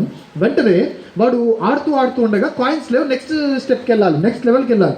వెంటనే ఇంటర్నెట్లో యాడ్ మీద క్లిక్ చేయగానే మీ నమ్మరండి, చిన్నపిల్లలు ఆడుకునే ఆటల్లో బట్టలు లేని ఆడపిల్లల బొమ్మలున్న యాడ్స్ ప్లే అయ్యాయి. వెంటనే నేను తీసుకొని ఇంకొకసారి ఫోన్ పట్టుకుంటే కాల్ ఎరగొట్టేస్తా అని చెప్పేసి ఇంకొకసారి ఫోన్ ఇవ్వకుండా జాగ్రత్త పడ్డా. నేను ఉన్నాను కాబట్టి సరిపోయింది. అది నేను లేకపోతే దాని మీద వాడు క్లిక్ చేస్తే ఒక పేజ్ ఓపెన్ అవుద్ది, దాని నుంచి ఇంకో పేజ్, దాని నుంచి ఇంకో పేజ్, దాని నుంచి తెలియకుండానే కాముకత్వానికి అలవాటు పడిపోతే దేవుడు మన పిల్లల్ని ఏం చేస్తాడు చెప్పండి? సెలెక్ట్ చేస్తాడు, సైడ్ చేస్తాడు. కాముకత్వానికి అలవాటు పడిపోయిన మిమ్మల్ని అడుగుతున్నా, ఎవరైతే ఉన్నారో యువతని కానీ అమ్మాయిని కానీ అబ్బాయిని కానీ అడుగుతున్నా, మిమ్మల్ని దేవుడు సెలెక్ట్ చేస్తాడు, సైడ్ చేస్తాడు.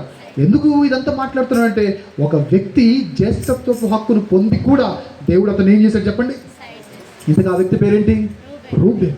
సో ఓపెన్గా అడుగుతాను, లేదు నేను అలాంటి వాడిని కాదు అని ఒకవేళ మీలో ఎవరైనా డేర్గా మాట్లాడగలిగితే ఓపెన్గా ఒక స్టేట్మెంట్ ఇవ్వనా?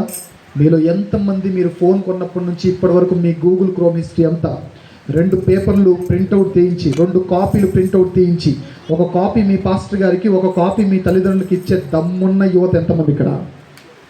ఎంతమంది? అలాంటి వారు నిజంగా ధన్యులు, మీరు పరలోకానికి అర్హులు. లేదంటే ఖచ్చితంగా ఈరోజు మారండి.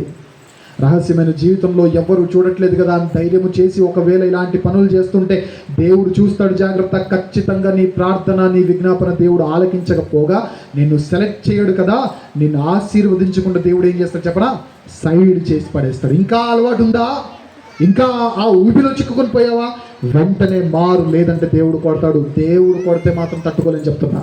మీకా గ్రంథం చూద్దాం, ఓపెన్ చేయండి. ఎవరైనా గట్టిగా చదవండి. 2వ అధ్యాయం 1వ వచనం. మీకా గ్రంథము 2వ అధ్యాయము 1వ వచనాన్ని చదువుదాం. 1వ వచనం ఎవరైనా చదవగలరా? మీకా గ్రంథం 2వ అధ్యాయం 1వ వచనం. మంచముల మీద పరుండి మోసపు క్రియలు యోచించుచు దుష్కార్యములు చెయ్యి వారికి ఏంటంట, ఆశీర్వాదం అన్నాడా, శ్రమ అన్నాడా? మంచముల మీద పరుండి మోసపు క్రియలు యోచించుచు దుష్కార్యములు లేదా దుష్కామ క్రియలు చేసేవారు ఎలాంటి వారంట? వారికి ఎలాంటి ఏది ఎదురవుద్దంట? శ్రమన, ఆశీర్వాదమా? సో ఈ శ్రమ మీకు ఉండకుండా ఉండాలంటే మీలో ఉన్న రూబేని చంపేయాలి ఈరోజు. మీ పిల్లలు కూడా ఆ రూబేన తలంపులు రాకుండా ఉండాలంటే నిర్దాక్షిణ్యంగా ఫోన్ని మాన్పించేయండి. కొన్ని మోమాటలు ఉండకూడదండి పిల్లల దగ్గర. కొందరు ఖచ్చితంగా స్ట్రిక్ట్గా ఉండి తీరాల్సిందే. ఎక్కడ వంచాలో ఎక్కడ తుంచాలో తల్లిదండ్రులకు తెలియకపోతే పిల్లల భవిష్యత్తు ఖచ్చితంగా నాశనం అయిపోతుంది. ఒక విషయం చెప్పనా, నేను సన్నిరాజుని, నేను గర్వంగా చెప్పే మాట ఒకటి, ఇప్పటికీ చాలా మీటింగ్స్లో నేను చెప్పాను, నా తల్లి నాకు ఇచ్చిన బెస్ట్ గిఫ్ట్ ఏం చెప్పనా, నన్ను ఎప్పుడు కొట్టాలో అప్పుడు ఖచ్చితంగా కొట్టింది. సీరియస్గా చెప్తాను, నా తల్లి నాకు ఇచ్చిన బెస్ట్ గిఫ్ట్ ఏం చెప్పనా, సరి అయిన టైంలో, దెబ్బ పడాల్సిన టైంలో దెబ్బ పడేలా చేసింది తప్ప గారాబం చేయలేదు. గారాబం చేయాల్సిన దగ్గర గారాబం చేసింది, దెబ్బ కొట్టాల్సిన దగ్గర దెబ్బ కొట్టింది. మీ పిల్లలకు కూడా మరీ అతి గారాబం వద్దండి, ప్రేమించండి. అతి గారాబం వద్దు. ప్రేమ అంటే అడిగినవన్నీ ఇవ్వడం కాదు, ఏది ఇవ్వాలో ఏది ఇవ్వకూడదో. ఇప్పుడు మీ ఓడి చూస్తూ రోడ్డు మీద ఆవు పేడేసింది అనుకోండి, అమ్మ నాకు పేడ కావాలంటారు, ఇస్తారేంటి? ప్రేమ ఉందిగా, మరి సెర్లాక్లో కల్పించేయచ్చుగా, చెప్పండి, ఇస్తారా? ఏది అడిగినవన్నీ ఇవ్వడం కాదు ప్రేమ అంటే, ఏది ఇవ్వాలో ఏది ఇవ్వకూడదో తెలియడమే ప్రేమ. కాబట్టి ఈరోజు మీ అందరికీ చెప్తున్నా, రూబేను సెలెక్ట్ అవ్వాల్సిన అర్హత ఉన్నప్పటికీ దేవుడు ఎందుకు సెలెక్ట్ చేయలేదు చెప్పనా, అతనిలో ఉన్న భయంకరమైన, చెప్పండి, కాముకత్వం. ఏంటో చెప్పండి గట్టిగా, కాముకత్వం. ఆ కాముకత్వం మీలో ఉంటే, ఆ లైంగికపరమైన ఆలోచనలు మీలో ఉంటే, విచ్చలవిడితనమైన ఆలోచనలు మీకు ఉంటే, రహస్యమైన జీవితంలో ఎవ్వరు చూడని టైంలో, అది అమ్మాయిలు కానీ అబ్బాయిలు కానీ ఎవరైనా సరే ఇలాంటి పాపంలో మీరు ఉంటే, ఈరోజు మారకపోతే దేవుడు మిమ్మల్ని ఏం చేస్తాడు? సెలెక్ట్ చేస్తాడా, సైడ్ చేస్తాడా? ఎంతమందికి దేవుడు సెలెక్ట్ చేయాలని ఆశ ఉందో ఒకసారి చేతుతారా? ఆశ మీకుంటే మీరు హల్లెలూయా అంటే కదా దేవుడు ఆశీర్వదించేది, అనొద్దని చెప్పట్లా. కానీ హల్లెలూయా అన్న ప్రతి ఒక్కటి పరలోకం అంటే ఈజీ. ఇంకేముంది, యేసు ప్రభువు సిలువ ఎక్కాల్సిన అవసరం లేదు. హల్లెలూయా హల్లెలూయా అనుకుంటే పరలోకం వెళ్ళిపోతాం. కానీ రహస్యమైన జీవితంలో ఎవరు చూడని టైంలో మనం ఏం చేయాలి చెప్పనా, మన క్యారెక్టర్ని కాపాడుకోవాలి. That's Christianity. అపవాది వచ్చి నన్ను పడేయడానికి వచ్చినప్పుడు నేను పడను, నేను దేవుని, జీవం గల దేవుని కుమారుడని అలా స్ట్రైట్ ఫార్వర్డ్గా లీన్ అవ్వకుండా, ఎవరి మీద ఆధారపడకుండా నిలబడి చూపిస్తాను చూడు, that's Christian. That's the power of Jesus Christ. ఆయన ఆధారపడిన కూడా అలా నిలబడాలి, అలా నిలబడండి. ఇంతకీ ఇదంతా ఎందుకు ఆలోచిస్తున్నామంటే ఒక వచనాన్ని చూశాను. ఏంటి ఆ వచనం గట్టిగా చెప్పండి? యోహాను సువార్త చెప్పాలి 19వ అధ్యాయము 19వ వచనం. ఏముంది అందులో? మనం ఫోకస్ చేసిన వర్డ్ ఏంటి? యూద ఎన్నోవాడు? 4వ వాడు. కానీ ఆశీర్వదించబడాల్సింది ఎన్నోవాడు? మొదటివాడు. కానీ మొదటి వాడిని దేవుడు ఆశీర్వదించాడా, పక్కకు నెట్టేశాడా? పక్కకు నెట్టేశాడు. ఎందుకు పక్కకు నెట్టేశాడు చెప్పండి? అతనిలో ఉన్న భయంకరమైన కాముకత్వం. అదే ఈరోజు నాలో నీలో ఉంటే దేవుడు కూడా మనల్ని ఏం చేస్తాడు చెప్పండి? అది నేను సేవకునైనా సేవకుని కాకపోయినా, అమ్మాయి అయినా అబ్బాయి అయినా, పెద్దోడైనా చిన్నోడైనా, దేవునికి అందరూ ఒకటే. కాబట్టి జీవము గల దేవుని చేతిలో పడుట భయంకరమైన దేవుని వాక్యం సెలవిస్తుంది. దయచేసి ఆ తప్పిదము చేయకండి. సరే, మొత్తానికి అయితే పెద్దోడి మ్యాటర్ క్లోజ్. మరి తర్వాత ఇద్దరు ఉన్నారు కదా, వాళ్ళు ఏం తప్పిదం చేశారు చూద్దాం. ఆలస్యం చేయకుండా ఓపెన్ చేయండి. ఆదికాండం 49వ అధ్యాయం. ఆదికాండం 49వ అధ్యాయం ఒక్కసారి ఓపెన్ చేద్దాం. ఆదికాండం 49వ అధ్యాయం 5వ వచనము 6వ వచనం చదువుదామా? షిమ్యోను, లేవి అనువారు సహోదరులు, వారి ఖడ్గములు బలాత్కారపు ఆయుధములు. నా ప్రాణమా వారి ఆలోచనలో చేరవద్దు, నా ఘనమా వారి సంఘముతో. సొంత తండ్రి తన పిల్లల గురించి మాట్లాడుతున్న మాటని చెప్పనా, నా ప్రాణమా వారి ఆలోచనలో చేరవద్దు అంటున్నాడు. ఇంతకీ ఏం చేశారు వీళ్ళు అంటే చూద్దాం. ఆదికాండం 34వ అధ్యాయం వీరు చేసిన తప్పిదం ఏంటో చూద్దాం. ఆదికాండం 34వ అధ్యాయం 30వ వచనం చూద్దాం. 30వ వచనం. అప్పుడు యాకోబు షిమ్యోనును లేవీని చూచి, మీరు నన్ను బాధ పెట్టి ఈ దేశ నివాసులైన కనానీయులలోను పెరిజ్జీయులలోను ఎలా చేశారంట అంటే, పెద్దోడిని దేవుడు సైడ్ చేయడానికి కాముకత్వం ప్రధానమైన కారణమైతే, ఈ తర్వాత ఉన్న ఇద్దరిని దేవుడు సైడ్ చేయడానికి గల ప్రధానమైన కారణం ఏం చెప్పిన, అన్యజనులలో దేవుని నామాన్ని ఏం చేశారంట, తన తండ్రి నామాన్ని ఏం చేశారంట, అసహ్యంగా చిత్రీకరించారంటే, ఎవరైతే తమ తల్లిదండ్రులను పట్టించుకోరో వారిని దేవుడు ఆశీర్వదిస్తాడా? ఈ మధ్యకాలంలో బాగా స్టైల్ ఎక్కువైన మనుషులకి పెళ్ళయ్యేంత వరకు అమ్మా నాన్న బంగారు కొండలుగా మారిపోతున్నారు. పెళ్ళైన తర్వాత అమ్మా నాన్న పాకిస్తాన్ తీవ్రవాదుల్లా కనబడుతున్నారు చాలామందికి కదా. పెళ్ళవ్వగానే అమ్మా నాన్నను బయటికి గెంటేసిన కోడల పిల్లలు, కోడి పిల్లలు ఎవరైనా ఉంటే జాగ్రత్తగా వినండి, జాగ్రత్తగా వినండి. మీ అందరినీ చికెన్ కబాబ్ కంటే దారుణమైన హీట్లో దేవుడు వేయించేస్తాడు, వాయించేస్తాడు. జాగ్రత్త. ఎందుకు మా చెప్తున్నా అంటే, ఈ మధ్యకాలంలో పెళ్ళవ్వగానే అంట కొత్త కోడల పిల్లలు ఒక డైలాగ్ మాటికి వాడుతున్నాడంటే, ఏం డైలాగ్ చెప్పనా, ఏమండి వేరు కాపురం పెట్టేద్దామండి అంటున్నాడు. వేర్లు తెగ నరికేస్తాడు దేవుడు. జాగ్రత్త. అమ్మ నాన్న మరి ఎవరు చూసుకుంటారు? భర్త తరపున. మళ్ళీ మన దరిద్రానికి ఆ కోడల పిల్ల పేరు రూతు. అతను రోజు కొడుతుంది, అతను రోజు తిడుతుంది, రూతు అని పేరు పెట్టుకుంటుంది. బైబిల్లో ఆ రూతు ఎవరు చెప్పనా, అతను తల్లి కంటే గొప్పగా చూసుకున్నది. ఆ మహనీయురాలి పేరు పెట్టుకొని చాలా వరస్ట్గా బిహేవ్ చేస్తూ ఉంటాం. నేను అడుగుతున్నా, మీలో ఎవరైనా సరే మీ తల్లిదండ్రులను, బీఇట్ బ్రదర్స్ అండ్ సిస్టర్స్, ఎవరైనా సరే మీ తల్లిదండ్రులను పట్టించుకొని వారు పరలోకం గురించి ఆలోచించడం మానేయండి. మీ తల్లిదండ్రులను పట్టించుకొని వాడు పరలోకం గురించి ఆ ఊసే ఎత్తడం మానేయండి. మీ తల్లిదండ్రులను రెస్పెక్ట్ చేయని వాడు అసలు ఆశీర్వాదాల గురించి ఆలోచనే మానేయండి. ఎందుకంటే తల్లిదండ్రులను సన్మానించడం అనేది వాగ్దానములతో కూడిన ఆజ్ఞల్లో మొదటి ఆజ్ఞ అని దేవుని వాక్యం సెలవిస్తుంది. ఎవరైనా సరే, నేను చాలామంది క్రిస్టియన్స్ చూశానండి, చర్చికి వచ్చి తెగ ఊడ్చేస్తారు, ఇంట్లో అంట్లు తోమంటూ తోమరు. చర్చి వచ్చి పాస్టర్ గారు చూసేటప్పుడు, సంఘ పెద్దలు చూసేటప్పుడు తెగ క్లీన్ చేస్తారు, అన్నీ ఊడ్చేస్తారు, అన్ని దుడి చేస్తారు, బూజులు దులిపేస్తారు. ఇంట్లో అమ్మకు సహాయం చేయమంటే మాత్రం చేయరు. బ్రదర్స్కి కూడా చెప్తున్నా, ఒకవేళ మీ ఇంట్లో ఉన్న తల్లిదండ్రులు ఒకవేళ తల్లికి ఒకవేళ బాగాలేకపోతే అమ్మని ఇబ్బంది పెట్టకండి. ఒకవేళ వాష్రూమ్స్ నీట్గా లేవనుకోండి, brothers you take the brush, మీరు బ్రష్ తీసుకోండి.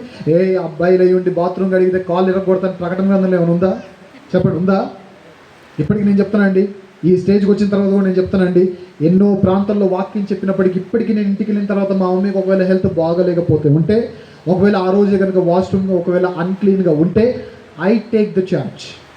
నేను బ్రష్ పట్టుకుంటాను, హార్పిక్ బాటిల్ నేను తీసుకుంటాను, ఆ డొమెక్స్ బాటిల్ నేను తీసుకుంటాను. ఎందుకంటే నేను సహాయం చేస్తుంది ఎవరు చెప్పనా, నా సొంత తల్లికి. అది నాకు ఆశీర్వాదకరం, సిగ్గుపడాల్సిన విషయం కాదు ఇది. నేను బ్రష్ పట్టుకుంటున్న నా తల్లికి నేను హెల్ప్ చేస్తున్నాను. I feel proud that I help my mom in the kitchen. I help my mom in matter of what we say cleaning all the washrooms and all and everything and all the stuff. ఇలాంటి విషయాల్లో నేను నా తల్లికి help చేస్తానని చెప్పడానికి నేను నిజంగా చెప్తాను, గర్వపడతాను. ఎందుకంటే తల్లిదండ్రులను సన్మానించడం అనేది వాగ్దానములతో కూడిన ఆజ్ఞల్లో చదువుకుందులే తర్వాత. ఎందుకంటే ఒకసారి ఒక ఇంటికి వెళ్ళాను వాక్యం చెప్పడానికి. ఒక ఊరికి వెళ్తే ఒక ఇంట్లో నాకు అకామిడేషన్ ఇచ్చారు. ఆ రోజు నాకు బాగా తెలిసిన అక్క వాళ్ళ పాపని, కొంచెం ఓపిక లేదు వెళ్ళి అంట్లు తోమమ్మా, డిషెస్ వాష్ చేయమ్మా అంటే, నేను చదువుకోవాలి అని గట్టిగా అరిచింది ఈవిడ. నేను ఆవిడ అరిచిన రీతిని బట్టి, ఆ పెద్ద పాప అరిచిన రీతిని బట్టి బాగా చదువుద్దేమో, అసలు ఒక 1 minute కూడా టైం వేస్ట్ చేయదేమో అని అనుకొని అక్క దగ్గరికి వెళ్ళి, అక్క పెద్దదానికి ఎన్ని మార్క్స్ వచ్చాయి, బాగా చదువుద్దంటే, మొన్ననే బార్డర్లో పాస్ అయిన తమ్ముడు అని. నువ్వు చదివే బార్డర్ పాస్ మార్క్స్ కోసం నువ్వు చదువుకోవాలని ఇంత పెద్ద డైలాగులు అవసరమా? అమ్మకి హెల్ప్ చేయడానికి నువ్వు బద్ధకంగా ఫీల్ అవుతున్నావు అంటే దేవుడు నిన్ను సెలెక్ట్ చేస్తాడా, సైడ్ చేస్తాడా? అయితే ఓ విషయం చెప్పనా, షిమ్యోను లేవీలట తన తండ్రి నామాన్ని అసహ్యంగా చిత్రీకరిస్తేనే దేవుడు తట్టుకోలేకపోయాడు. అలాంటిది ఈనాడు క్రైస్తవులుగా ఉన్న మనమందరం చాలామంది పరలోకమందున మన తండ్రి నామాన్ని ఏం చేస్తామని చెప్పండి. మనలో చాలామంది అసహ్యంగా చిత్రీకరించట్లేదా? ఈరోజు ఫేస్బుక్ ఓపెన్ చేస్తారా, యూట్యూబ్ ఓపెన్ చేస్తారా, ఇన్స్టాగ్రామ్ ఓపెన్ చేస్తారా, ఏది ఓపెన్ చేసినా కామెడీకి కేర్ ఆఫ్ అడ్రస్గా ఏం మారుతుంది చెప్పండి? Christianity has become a comedy material to the society. Christianity అనేది కామెడీ మెటీరియల్గా మారిపోయింది కదా.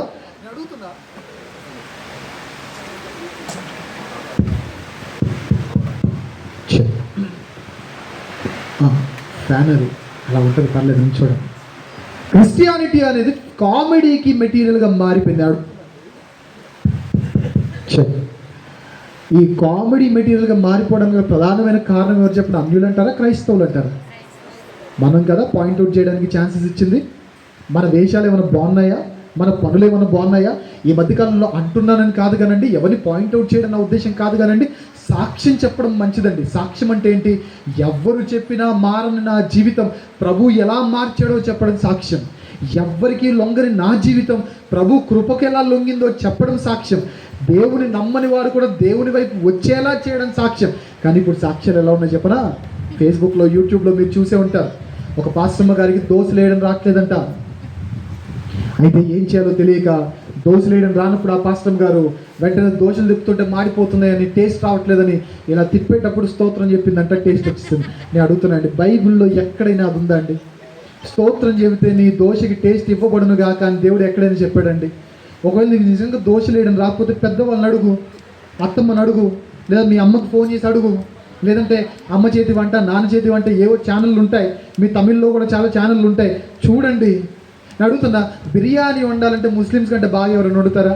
చెప్పండి. మీరు ఎంత పెద్ద షెఫ్ ఉందండి, బిర్యానీ అంటే హైదరాబాద్ బిర్యానీకి ఫేమస్. మీరు ఎంత గొప్ప షెఫ్ ఉందండి, ఎన్ని స్తోత్రాలని చెప్పండి. హైదరాబాద్లో పాత బస్తీలో ముస్లింతో నేను వండిస్తా, ఆయన కంటే గొప్పగా వండండి చూద్దాం. ఆ ముస్లిం ఎవరికి స్తోత్రాలు చెప్తున్నాడు? ఎవరికి స్తోత్రాలు చెప్తున్నాడు చెప్పండి. ఏంటండి క్రిస్టియానిటీ? దేవుని నామాన్ని అన్ని జనుల మధ్య ఏం చేస్తున్నాం మనం? అసహ్యంగా చేయట్లేదా? ఇంకో ఆవిడ సాక్ష్యం చెప్తుంది, ఏటీఎంలో డబ్బులు లేవట, ఏం చేయాలో అర్థం కావట్లేదట. ఇప్పుడు ఏం చేయాలి అని అంటే ఏం చేయాలో తెలియక ఏటీఎం ముందు కూర్చొని ప్రార్థన చేసేసరికి డబ్బులు అలా పరిగెట్టుకుంటూ ఎగురుకుంటూ వచ్చి ఏడు పాదాల మీద పడిపోయాక. అదేంటో నాకు అర్థం కాదు. నా ఏటీఎం కార్డులో డబ్బులు ఉన్న అప్పుడప్పుడు నాకు డబ్బులు రావు. ఏటీఎం నాట్ వర్కింగ్ అని ఒక దగ్గర, క్యాష్ నాట్ అవైలబుల్ అని ఇంకో దగ్గర, కార్డ్ నాట్ వర్కింగ్ అని ఇంకో దగ్గర, ఇన్ని వస్తాయి. నా దగ్గర డబ్బులున్నా నాకు డబ్బులు రావు. ఆవిడ అకౌంట్లో డబ్బులు లేకపోయినా పరిగెట్టుకుంటూ ఎగురుకుంటూ డబ్బులు వచ్చేసాయంట. నేను అడుగుతున్నా, ఈ సాక్ష్యాల వల్ల తండ్రి నామం అన్ని జనుల మధ్య ఏమవుతుంది చెప్పండి? ఇలాంటి వారిని దేవుడు సెలెక్ట్ చేస్తాడా, సైడ్ చేస్తాడా? క్రైస్తవుల్లో నేను అడుగుతున్నాండి, సంఘానికి వచ్చేదే ఐక్యత కోసం, సంఘానికి వచ్చేదే సఖ్యత కోసం, సంఘానికి వచ్చేదే సమాధానం కోసం. అలాంటి సంఘాల్లో గొడవ పెట్టుకుంటున్నామంటే మనం తండ్రి నామాన్ని ఏం చేస్తున్నాం చెప్పండి? ఏం చేస్తున్నాం? సంఘాల్లో గొడవ ఏంటి? చేతగంతనం కాకపోతే సంఘాల్లో గొడవ ఏంటి? మీకు భాషల వరం ఉన్నా, మీకు స్వస్థత వరం ఉన్నా, మీరు ప్రేమ లేని వారైతే మీరెవరు? వ్యర్థులు. అంటే వ్యర్థులు అంటే ఏదో అనుకుంటున్నారేమో, వరస్ట్ క్యాండిడేట్స్ అంటున్నాడు, మన భాషలో చెప్పాలంటే వేస్ట్ ఫెలోస్ అంటున్నాడు. అంటే నీ సహోదరుని నువ్వు ప్రేమించలేవు, నీ సహోదరుని ప్రేమించలేవు, సహోదరిని ప్రేమించలేవు, కానీ దగ్గరకు వచ్చేసి దేవుని దగ్గరకు వచ్చేసి పాటలు పాడతావు, గాత్రంతో మంచి మంచి ఏమంటారు, మళ్ళీ పాడేటప్పుడు స్టైల్గా సి షార్ప్ మేజర్ బ్రదర్ అని అంటారు. నువ్వు పాడే ఆ పాటకి మళ్ళీ సి షార్పు, డి షార్పు, ఈ మైనరు, ఎఫ్ మైనరు, ఈ కార్డ్స్ అవసరమా? నువ్వు స్కేల్ తప్పకుండా పాట పాడినా కానీ నీలో ప్రేమ లేకపోతే నువ్వు వ్యర్థుడివే. ఈ ప్రేమ లేకుండా ఉండేవాళ్ళు వీళ్ళే. అయితే వీళ్ళు మాత్రమే కాదు, ఈ సంఘాల్లో గొడవలు పెట్టుకొని పోలీసులు సంఘాలకు వచ్చిన కొన్ని చర్చలు కూడా ఉన్నాయండి. రీసెంట్గా TV9లో పెద్ద పెద్ద ఛానల్లో కొన్ని చర్చెస్ పేర్లు వచ్చాయి. వీరందరూ దేవుని నామాన్ని ఏం చేస్తున్నారు? అన్యజనుల మధ్య ఏం చేస్తున్నారు? అసహ్యంగా చిత్రీకరిస్తున్నారు. అంతెందుకు, మాలాంటి సేవకులు బయటికి వెళ్ళి ఏసైని నమ్ముకుంటే వ్యసనాల నుండి బయటకు వస్తారు, ఏసైని నమ్ముకుంటే మీ శోధన నుండి బయటకు వస్తారు, ఏసైని నమ్ముకుంటే కుటుంబంలో శాంతి సమాధానం వస్తుంది అని మాలాంటి సేవకులు చెప్తుంటే, మనలో తాగుబోతులు లేరా? క్రైస్తవుల్లో మోషే అని పేరెట్టుకుంటాడు, పచ్చి తాగుబోతు, బార్ షాప్ ముందు నిలబడతాడు కదా, తాగుబోతులు లేరా? ఇంకా దరిద్రం ఏంటంటే మన సంఘాల్లో కొన్ని సంఘాల్లో నేను చూశానండి, కొన్ని సంఘాలకు వాక్యం చెప్పడానికి వెళ్ళాను, సంఘ పెద్దలు తాగుబోతులుగా ఉన్న సంఘాలు కూడా నేను చూశాను. సంఘ పెద్దలు సిగ్గుండాలి, ఆ సంఘాలు సిగ్గుండాలి, నిలబెట్టినోడికి సిగ్గుండాలి, నిలబడినోడికి సిగ్గుండాలి. ఎందుకు ఈ మాట చెప్తున్నా చెప్పరా? మీరు ఏదైనా బస్సు ఎక్కడానికి వెళ్ళారు, డ్రైవర్ సీట్ ఎక్కేటప్పుడు ఎక్కడి నుంచి ఎక్కుతాను చెప్పండి? ఫ్రంట్ నుంచి ఎక్కుతాను. చూడగానే ఎక్కేటప్పుడు డ్రైవర్ని చూస్తూ ఉంటే డ్రైవర్ తాగి తూలుతూ బాగా ఊగిపోతూ ఉన్నాడు, ఎక్కుతారా? ఏం చేస్తారు అప్పుడు? అయితే వాడిని దించండి, లేదంటే నేను దిగిపోతా అనరా? మరి సంఘాల్లో ఎందుకు అనట్లేదు మీరు? ఆ తాగుబోతులైన సంఘ పెద్దలు అందరూ ఉంటే ఎందుకు ఈ మాట చెప్తున్నాను, నొక్కి చెప్తున్నాను చెప్పరా? ఒకరోజు ఈస్ట్ గోదావరి ప్రాంతానికి వాక్యం చెప్పడానికి వెళ్ళినప్పుడు అక్కడ ఉన్న యవనస్తులో చాలామంది తాగుబోతులు ఉన్నారు, భయంకరంగా తాగుడికి బానిసలుగా మారిపోయిన వాళ్ళు ఉన్నారు. అప్పుడు నేను ఏ యూత్ మీటింగ్ నేను వెళ్ళినా, మీటింగ్ అయిపోయిన తర్వాత పర్సనల్గా యూత్ అందరినీ గ్యాదర్ చేసుకొని వాళ్ళతో పర్సనల్గా మాట్లాడి వాడిని ప్రేయర్ చేసి పంపించడం అలవాటు. అప్పుడు యూత్ అందరిని పిలిచి మీటింగ్ అంతా అయిపోయిన తర్వాత అందరూ సర్దుకునే టైంలో యూత్ అందరిని పిలిచి ఎందుకు మీరు అడిక్ట్ అయిపోయారు అని అడిగినప్పుడు వాళ్ళు ఇచ్చిన ఆన్సర్ ఏం చెప్పరా, మా సంఘ పెద్దలు తాగుతారన్న, వాళ్ళు తాగలేదు, మేము తాగితే ఏంటి అన్నారు. అంటే పెద్దవాళ్ళు ఏమైనా చేస్తే చిన్నవాళ్ళు కూడా దాన్ని ఏం చేస్తారు చెప్పండి, ఫాలో అవుతారు. మరి అలాంటిది పెద్దవాళ్ళు ఇలాంటి వారు ఉండొచ్చా?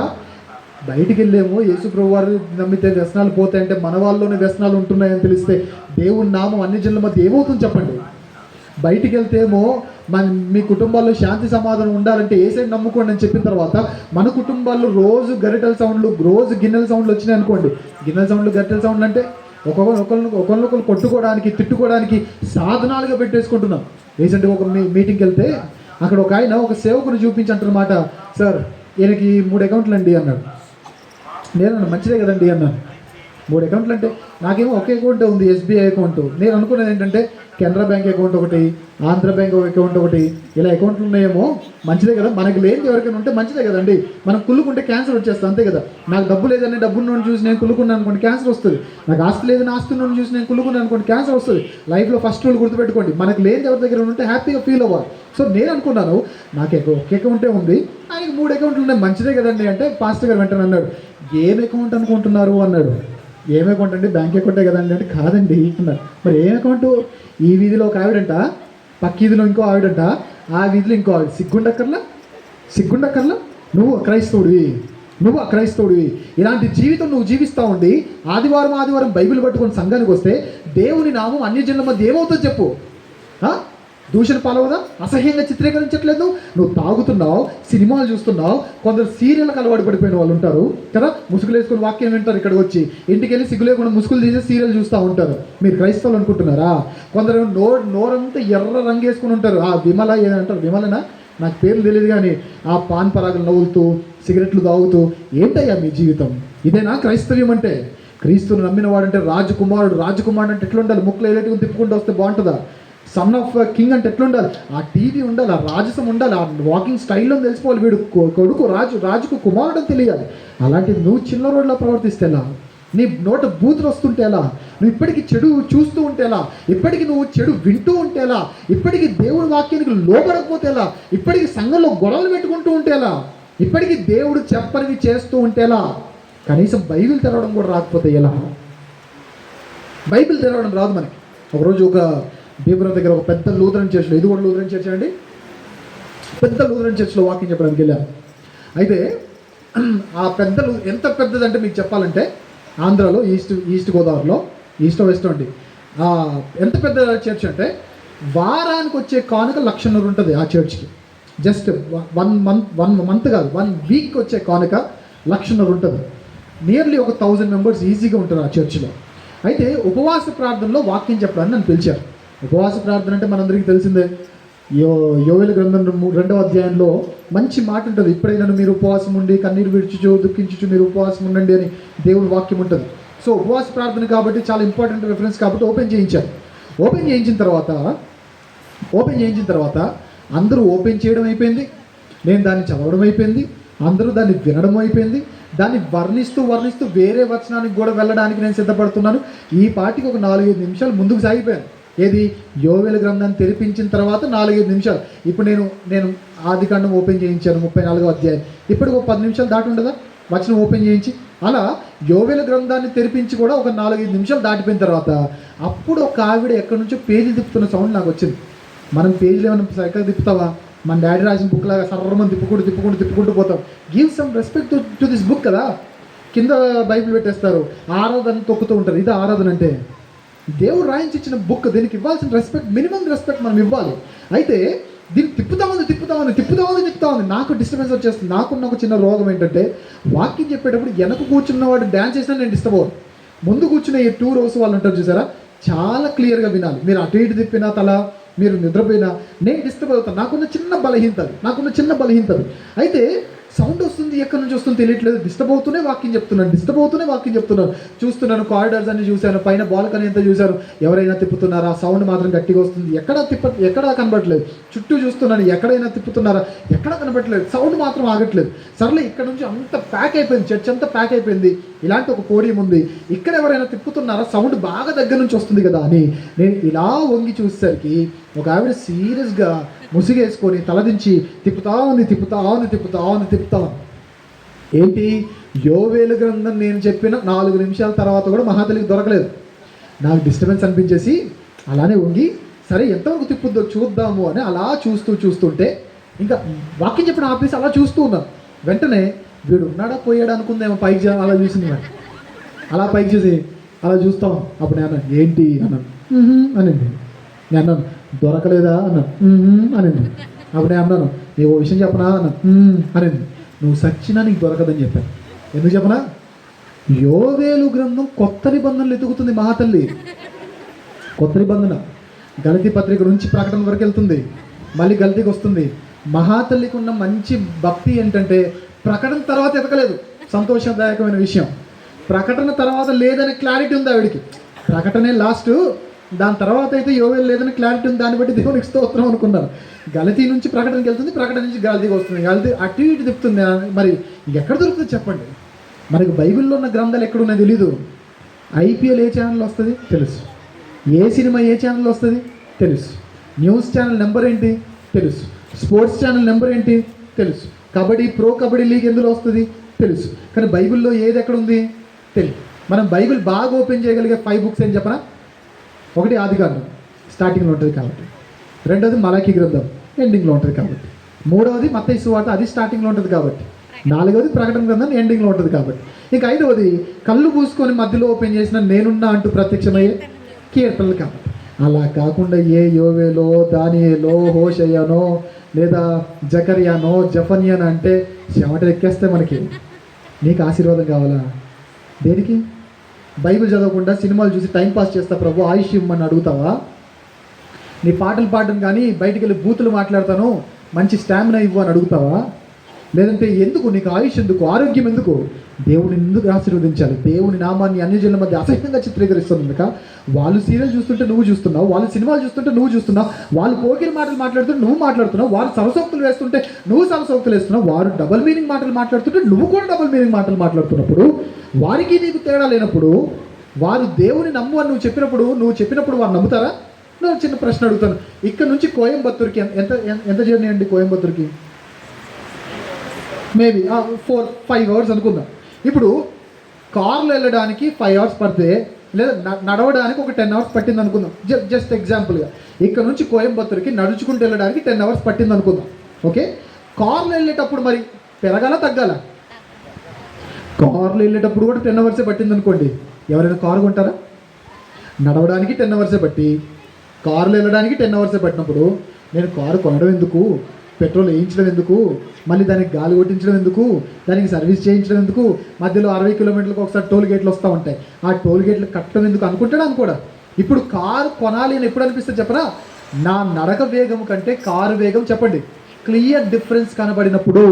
ఎప్పుడైనా ఎవరైనా క్రీస్తుని నమ్మాలని ఎప్పుడు అనిపిస్తే చెప్పనా? చర్చికి వెళ్ళే నీ క్యారెక్టర్కి, చర్చికి రాని వాళ్ళ క్యారెక్టర్కి క్లియర్ డిఫరెన్స్ కనబడినప్పుడు మాత్రమే. అలా కనబడకుండా ప్రభుని నమ్ముకో అంటే నువ్వు నమ్ముకొని ఏం సాధించావు భయ్ అంటాడు. నువ్వు నమ్ముకొని ఏం సాధించావు భయ్యా అంటాడు. అప్పుడు ఏం చెప్తాను చెప్పండి? వాళ్ళు చేసిందే నువ్వు చేస్తూ దేవుని నమ్ముకో అంటే నువ్వు దేవుని నామాన్ని ప్రకటించట్లా, దేవుని నామాన్ని అన్యజనుల మధ్య ఏం చేస్తున్నావు చెప్పనా? అసహ్యంగా చిత్రీకరిస్తున్నావు. ఇంకో విషయం చెప్పనా? చివరికి ఒక మాట చెప్పి యూదాను దేవుడు ఎందుకు ఆశీర్వదించాడో నేను చెప్తాను.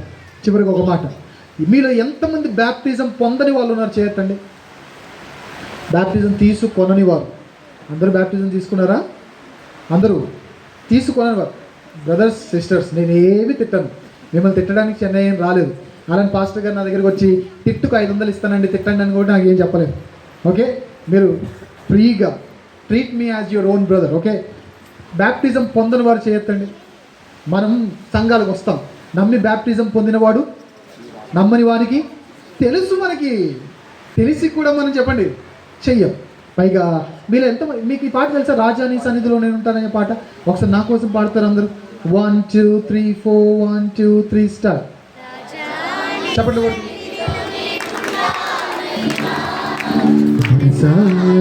ఆరాధిస్తూ బ్రతికేస్తానయ్యా, రాజాని సన్నిధిలోనే ఉంటా అయ్యా, ఆరాధిస్తూ బ్రతికేస్తానయ్యా, నే బ్రతుకాలేనయ్యా, నేనుండాలేనయ్యా, నీవే లేకుండా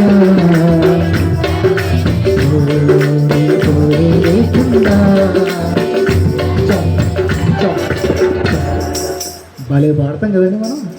ఏడబ్ల్యూ టోజర్ అనే భక్తులు అనే మాట చెప్పనా, క్రైస్తవులు అబద్ధాలు చెప్పారంట, అబద్ధాలు పాడతారంట. ఏమని పాడాను లాస్ట్లో?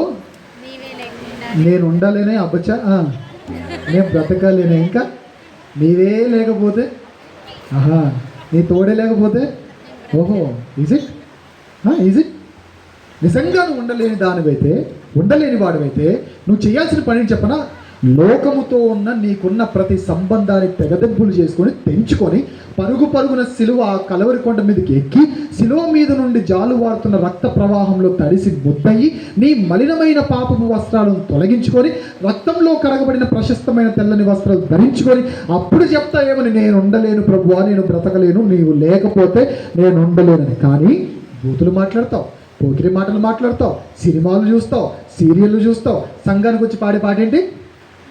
ఎవరి చెవిలో పూలు పెడుతున్నావు? ఎవరి చెవిలో పూలు పెడుతున్నావు? అలాని మీరు అనొచ్చేమో, నేను బ్యాప్టిజం పొందలేదు, నేను కానుకలు ఇవ్వట్లేదా, నేను వ్యభిచారం చేస్తున్నానా, కానుకలు ఇస్తున్నా, స్టేజ్ చేస్తున్నా, లైట్లు పెడుతున్నా, సౌండ్ పెడుతున్నా, అన్నీ చేస్తున్నా, పరిచయం చేస్తున్నాను కదా, బ్యాప్టిజం ఎందుకు అని మీరు అనుకుంటే, దేవునికి ఫస్ట్ మనసు కావాలా, పరిచయం కావాలా? పరిచయం ఓకే, కానుకలు ఓకే, వెల్ అండ్ గుడ్, కానీ మనసు కావాలా, పరిచయం కావాలా? దహన బలులు నీకు ఇష్టమైనవి కావు. చెప్పండి, విరిగి నలిగిన మనస్సే దేవునికి ఇష్టమైన అంటే దేవునికి ఫస్ట్ ఏం కావాలి చెప్పండి? మీకు ఇట్లా ఎత్త అర్థం కాదు కానీ ఒక చిన్న క్లాసిక్ ఎగ్జాంపుల్ చెప్తాను. చాలామంది సిస్టర్స్ నాకు కనబడుతున్నారు కాబట్టి, మీ ఆయన ఉదయాన్నే వెళ్ళిన ఆయన రాత్రి జనరల్గా ఎప్పుడైనా డ్యూటీ నుంచి వచ్చేటప్పుడు డల్గా వస్తారు.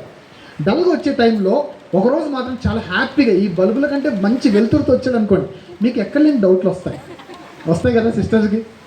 ఏంటి ఆనందంగా వచ్చాడు, ఆనందపడాల్సిన పోయి ఈ రోజు ఎందుకు ఆనందంగా వచ్చాడు, ఎవరితో మాట్లాడాడు, అది అమ్మాయా, అది అబ్బాయా, 100 క్వశ్చన్స్ మీకు వస్తాయి.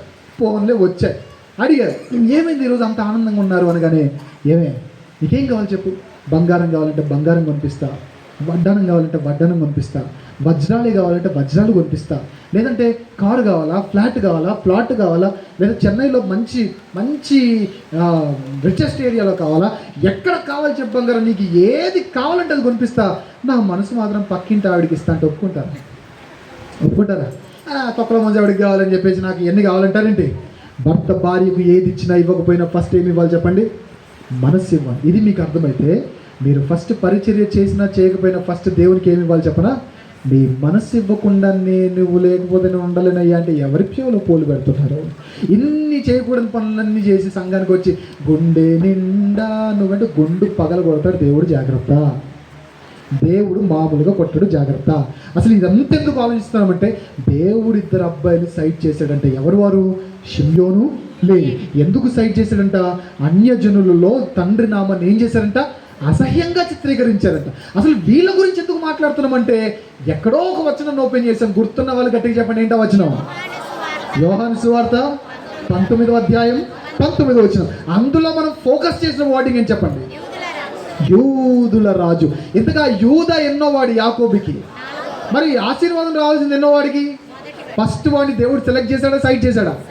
ఎందుకు సైట్ చేశాడు చెప్పాలి? కాముకత్వం ఉంది కనుక. ఆ కాముకత్వం నీలో నాలో ఉంటే దేవుడు ఏం చేస్తాడు? సెలెక్టా, సైడా? తర్వాత ఉన్న ఇద్దరిని దేవుడు ఎందుకు సైట్ చేశాడు? తండ్రి నామాన్ని ఏం చేశారు? అసహ్యంగా చిత్రీకరించారు. ఈరోజు నా వల్ల దేవుడి నామం దూషించబడే కార్యక్రమం ఏదైనా నా జీవితాన్ని బట్టి జరిగితే, నాలో షిమ్యోను, లేవి లాంటి మనస్తత్వం ఉంటే దేవుడు నన్ను సెలెక్ట్ చేస్తాడా, సైట్ చేస్తాడా? ఇప్పుడు మనకు తెలియాల్సిందే చెప్పనా, అసలు ఈ ముగ్గురిని సైట్ చేసిన దేవుడు యూదాని ఎందుకు సెలెక్ట్ చేశాడు తెలుసుకొని ముగించుకుందాం. చివరిగా ఈ మాటను చూద్దాం. ఒక్కసారి అందరూ వచ్చేసేయండి. ఆదికాండం 44వ అధ్యాయం. ఆదికాండం ఇంతవరకు మీరు ఎంత విన్నారో ఇది ఇంకా చాలా చాలా చాలా డెప్త్ అండి. ఇది ఇంకా చాలా చాలా చాలా ఖచ్చితంగా వినాల్సిన మాట. ఇంతవరకు మీరు విన్నది ఎంత ఉన్నతమైన మాటలో, ఈ కొద్దిసేపు మీరు వినబోతుంది అంత విలువైన మాటలు. కాబట్టి జాగ్రత్తగా విద్దాం. ఆదికాండం 44వ అధ్యాయం 32 నుండి మనం చదువుతాం. ఆదికాండం 44వ అధ్యాయం 32 నుండి. తమ దాసుడనైన నేను ఈ చిన్నవాణిని గూర్చి నా తండ్రికి పూటపడి నీ యొద్దకు నేను అతనిని తీసుకుని రాని యెడల నా తండ్రి దృష్టి యందు ఆ నింద నా మీద ఎల్లప్పుడూ ఉండునని చెప్పి తిని. కాబట్టి తమ దాసుడనైన నన్ను ఈ చిన్నవానికి ప్రతిగా ఏలిన వానికి దాసునిగా నుండనిచ్చి ఈ చిన్నవాని తన సహోదరులతో కూడా వెళ్ళనిమ్ము. ఈ చిన్నవాడు నాతో కూడా లేని ఎడల నా తండ్రి యొద్దకు నేను ఎట్లు వెళ్ళగలను? వెళ్ళిన ఎడల నా తండ్రికి వచ్చు అపాయము చూడవలసి వచ్చింది. దేవుడు యూదాను ఎందుకు ఆశీర్వదించాడో చివరిగా ఈ 10 నిమిషాలు చాలా శ్రద్ధగా విందాం. రూబేను సైడ్ చేసిన దేవుడు, షిమ్యోను లేవీలను సైడ్ చేసిన దేవుడు యూదాను ఎందుకు సైడ్ చేయలేకపోయాడో, యూదాను ఎందుకు దాటి వెళ్ళలేకపోయాడో ఈరోజు మనం తెలుసుకోగలిగితే, ఇలాంటి జీవితాన్ని మనం జీవించగలిగితే ఖచ్చితంగా నువ్వు చేసే ప్రతి ప్రార్థన దేవుడు వింటాడు. ఖచ్చితంగా నీ జీవితంలో కావలసిన ప్రతి ఆశీర్వాదాన్ని దేవుడు అనుగ్రహిస్తాడు. ఖచ్చితంగా నీ జీవితంలో ఏ లోటు లేకుండా దేవుడు ఖచ్చితంగా సమృద్ధిని దేవుడు మీకు అందరికీ అనుగ్రహిస్తాడు. ఇంతకీ ఏం జరుగుతుంది?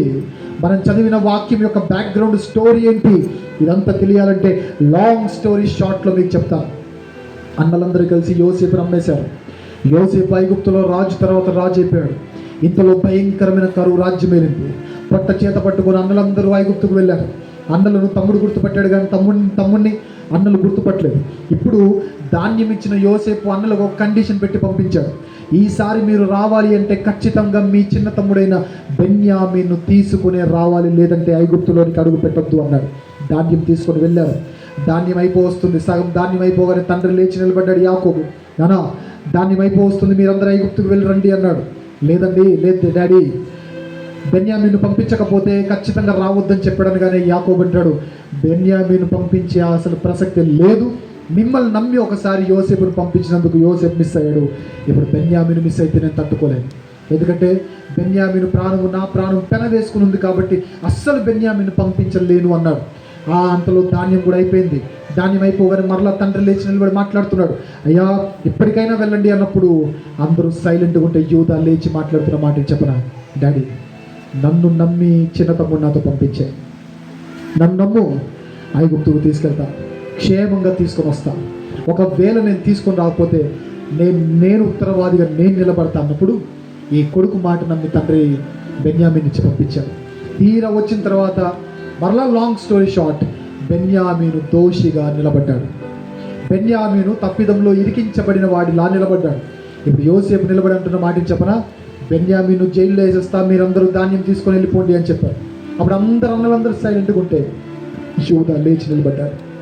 యూదా ఒక అడుగు ముందుకేసి మాట్లాడుతున్న మాట చెప్పరా? అయ్యా, బెన్యామీను అరెస్ట్ చేస్తా అంటున్నావు, ఒక 5 minutes నాకు టైం ఇస్తావా? నీతో మాట్లాడాలి. ఒక 5 minutes నాకు టైం ఇస్తావా? నా బాధ నీకు చెప్పుకోవాలి. ఏంటి చెప్పు అన్నాడు. అప్పుడు యూదా మాట్లాడుతూ, మా డాడీ అంటే నాకు చాలా ఇష్టమయ్యా. చిన్నప్పటి నుంచి చాలా భయంకరమైన వేదనలు పొందాడు మా డాడీ. వేదనలు, బాధలు తెలుసో తెలియకో చేసిన ఒక చిన్న తప్పిదం వల్ల 20 సంవత్సరాలు ఇంటికి బయట ఉన్నాడు. అమ్మ అంటే చాలా ఇష్టం నాన్నకి, వాళ్ళ అమ్మ అంటే. కానీ వాళ్ళ అమ్మ చనిపోయినప్పుడు కూడా రాలేని పరిస్థితి. వచ్చాడు. వచ్చిన తర్వాత అన్నకు భయపడుకుంటూ వచ్చాడు.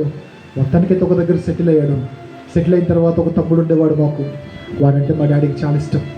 వాడు చచ్చిపోయాడు. అయ్యా, చేసిన తప్పులన్నీ వదిలేసుకొని, అయిన గాయమంతా వదిలేసుకొని చిన్నగా రికవర్ అవుతున్న టైంలో మా తమ్ముడు చచ్చిపోయాడు. ఆ బాధ నుంచి మరలా చిన్నగా రికవర్ అయ్యే టైంలో షిమ్యోను లేవీలు చేయకూడని పనులను చేసి అన్యజనుల మధ్య నా తండ్రి నామాన్ని అసహ్యంగా చిత్రీకరించారు. బయట వాళ్ళు ఎవరైనా వచ్చి ఇక్కడ యాకోబు అంటే ఎవరు అని ఎవరైనా సరే ప్రశ్నించినా, ఎవరైనా ఎంక్వైరీ చేసినా నా తండ్రి ఎంత భయపడ్డాడో. I know, as a son, I know my dad's fear. I know my dad's sorrow, my sadness, my dad's sadness. నాకు తెలుసు. అప్పుడు అనుకున్నా, నా తండ్రి నా వల్ల బాధపడకూడదు అనుకున్నా. దాని నుంచి కొంచెం బయటపడేసరికి నా పెద్దన్న చెయ్యకూడని పని చేసి మా డాడీని ఇంకా బాధ పెట్టాడు. దాని నుంచి బయటపడేసరికి ఇప్పుడు బెన్యామీన్ నువ్వు అరెస్ట్ చేస్తా అంటున్నావు. బెన్యామీన్ తీసుకొని వస్తానే మాటతో నేను బెన్యామీన్ ఇక్కడికి తీసుకొని వచ్చాను. ఇప్పుడు బెన్యామీన్ నువ్వు జైల్లో పెట్టి ధాన్యం మాకు ఇచ్చి పంపిస్తే ఇంటికి వెళ్ళగానే మా నాన్న అడిగే ఫస్ట్ క్వశ్చన్ చెప్పరా, ధాన్యం దొరికిందని కాదు, ఏమని, బెన్యామీన్ ఎక్కడా అంటాడు. ఆ ప్రశ్నకు సమాధానం తడబడినా, ఆ ప్రశ్నకు సమాధానం లేకుండా మేము మౌనంగా నిలబడినా, నా తండ్రి ఉన్న చోటనే ఉన్న ఫలంగా కుప్పకూలి చచ్చిపోతాడు. ఒక మాట చెప్పరా, యూదా అనే నేను ఒక డెసిషన్ తీసుకున్నాను. రూబేను బాధ పెట్టినట్టుగా నా తండ్రిని నేను బాధ పెట్టకూడదు. షిమ్యోను, లేవీలు నా తండ్రిని ఏడిపించినట్టుగా నా తండ్రి ఏడుపుకు నేను కారణం అవ్వకూడదు. యూదా అన్నవాడు బ్రతికున్నంత వరకు యాకోబు నవ్వుతూనే జీవించాలి. అంతే తప్ప యూదా వల్ల యాకోబు జీవించకూడదు. నేను హ్యాపీగా ఉండాలంటే నా తండ్రి హ్యాపీగా ఉండాలి. నా తండ్రి హ్యాపీగా ఉండాలంటే బెన్యామీన్ హ్యాపీగా ఉండాలి. సో ఒక పని చేద్దాం, నీకు కావాల్సింది ఒక చాకరీ చేయడానికిగా, నీకు కావాల్సింది ఒక బానిసేగా, నీకు కావాల్సిన ఒక స్లేవేగా బెన్యామీన్ రిలీజ్ చేసే. నేను వస్తా బానిసత్వంలోకి, బెన్యామీన్ వదిలిపెట్టే, నేను వస్తా జైల్లోకి. వాడికంటే ఎక్కువ బరువు నేను మోస్తా, వాడికంటే ఎక్కువ చాకరీ నేను చేస్తా. వాడు దెబ్బలు కొడితే తట్టుకోలేడు, నేను తట్టుకుంటా. నన్ను కొట్టుకుంటారో చంపుకుంటారో ఏమైనా చేసుకోండి, మరి నీకు బాధ కదా అని యోసేపు అడిగితే అన్నమాట ఏంటంటే, నా తండ్రి హ్యాపీగా ఉంటే నేను జైల్లో ఉన్నా హ్యాపీ, నా తండ్రి సంతోషంగా ఉంటే నేను ఎక్కడున్నా సంతోషమే. నా తండ్రి సంతోషం కోసం నన్ను నేను నలగొట్టుకోవడానికైనా నేను సిద్ధమే అనుకున్నాను. ఈ మనస్తత్వం నచ్చిందండి దేవునికి యూదాలో. ఎందుకంటే తప్పు చేసింది, బెన్యామీను దోషిగా తీర్చిదిద్దబడింది బెన్యామీను, శిక్ష పడాల్సింది బెన్యామీనుకి, జైల్లో ఉండాల్సింది బెన్యామీను. కానీ ఏ తప్పు చేయని యూదా తప్పులో దొరికిన వాడిగా కనబడుతున్న బెన్యామీను తప్పించడానికి, బెన్యామీను జైల్లో నుంచి తీసుకొని రావడానికి యూదా తనంతట తాను జైలుకి వెళ్తా అన్న ఈ మనస్తత్వం కొత్త నిబంధనలు ఎవరిలో కనబడుతుంది చెప్పండి? యేసు క్రీస్తు ప్రభుల వారిలో కనబడుతుంది. దేవుడి నామానికి స్తోత్రం కలుగునుగాక. తప్పు చేసింది నేను, చెడు చూసింది నేను, చెడు చేసింది నేను. మనము తప్పు చేసింది, మనము పాపం చేసింది, మనం ఎక్కాలి సిలువను, మనం పొందాలి మరణాన్ని. కానీ మనం మరణం పొందకుండా మన శిక్షను ఎవరు మోసారు చెప్పండి? ఆయన మోసాడు తండ్రి సంతోషం కోసం, ఆయన అనుభవించాడు తండ్రి ఆనందం కోసం, ఆయన అనుభవించాడు మనం తప్పించడానికి. ఎప్పుడైతే మనస్తత్వాలు మ్యాచ్ అయ్యో ప్రభు అనుకున్నాడు, శభాష్ ఇలాంటి వాడు నాకు కావాలి అని అనుకున్నాడు, ఇలాంటి వాడు నాకు కావాలి అనుకున్నాడు. అందుకే యూదాను సెలెక్ట్ చేశాడా, సైడ్ చేశాడు చెప్పండి? అంటే దేవుడు మనల్ని సెలెక్ట్ చేయాల్సింది ఏం చెప్పనా? ఏదో బంగారం తెచ్చేయక్కర్లేదు, మీకున్న దాంట్లో కానుకలు ఇవ్వండి, మంచిదే, కాదని చెప్పట్లేదు. మీకున్నంతలో తెచ్చి మీరు కానుకలే ఇస్తారా, దశమ భాగాలే ఇస్తారా, సంఘానికి తోడ్పడే ఉంటారా, చెయ్యండి. ఇవన్నీ సెకండరీ. కానీ ప్రైమరీ థింగ్ ఏం చెప్పనా? మీ మనస్తత్వం దేవుడి మనస్తత్వంతో మ్యాచ్ అవ్వాలి. నేను బ్రతుకున్నంత వరకు నా తండ్రి, నా దేవుడు నా వల్ల ఏడవకుండా నా జీవితాన్ని నేను జీవించాను.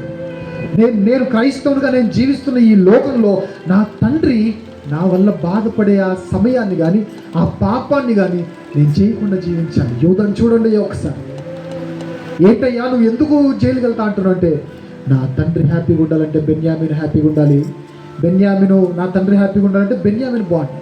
కానీ నా తండ్రి హ్యాపీగా ఉండాలంటే, నేను హ్యాపీగా ఉండాలంటే నా తండ్రి హ్యాపీగా ఉండాలి. సో నన్ను జైల్లో వేయండి అంటున్నాడే, అంటే నా తండ్రి సంతోషం కోసం నన్ను నేను నలగొట్టుకుంటా, విరక్కొట్టుకుంటా, ఏమన్నా అయిపోతా అంటున్నాడంటే ఇది కాదా క్రైస్తవ్యం అంటే? ఇది అర్థమైంది పౌలు మహాశయునికి. అందుకే అన్నమాట చెప్పరా, ఇతరులకు ప్రకటించిన తర్వాత నేనెక్కడ భ్రష్టుడనైపోతునేమో అని ప్రతి దినం ఏం చేస్తున్నాడంట? ఆదివారం కాదండి, ప్రతి దినము నలగొట్టుకోవాలి. ఒకరోజు ఒక మీటింగ్కి వెళ్ళాను, 3 days వాక్యం చెప్పడానికి. Sunday, Monday, Tuesday meetings. Sunday రోజు ఆరాధనలో, మార్నింగ్ ఆరాధనలో వాక్యం చెప్పాలి. సండే రోజు నైట్ ఏమో బహిరంగ సభలో వాక్యం చెప్పాలి. ఆరాధన అయిపోయింది, వాక్యం చెప్పేసి మరలా నాకు అకామిడేషన్ ఇచ్చిన ఇంట్లోకి వచ్చాను. వచ్చినప్పుడు నేను న్యూస్ ఎక్కువగా ఫాలో అవుతుంటాను. I'm very great follower of news and current affairs. నేను చాలా ఎక్కువగా ఫాలో అవుతుంటాను. అయితే టీవీ ఉంది కదా అని, సరే టీవీ ఆన్ చేయండి, న్యూస్ పెట్టండి ఏమన్నా. నేను ఫోన్ చేస్తున్నాను కదా, టీవీ చూస్తూ ఫోన్ చేస్తానన్నప్పుడు వాళ్ళు చెప్పిన మాట చెప్పిన, సారీ అన్న, ఈరోజు మేము అసలు మా ఇంట్లో అసలు టీవీ ఆన్ చేయమన్నా అన్నారు. నేనే సినిమా పెట్టమనలేదే, నేనే సీరియల్ పెట్టమన్నా, ఏం పెట్టమన్నాను? న్యూస్. దానికే వాళ్ళన్న అలా అనేసరికి నాకే సిగ్గేసింది. అరే చెప్పే పొజిషన్లో ఉండాల్సిన నేను చెప్పించుకునే పొజిషన్కి వచ్చాను అని చాలా గిల్టీ ఫీల్ అయిపోయాను.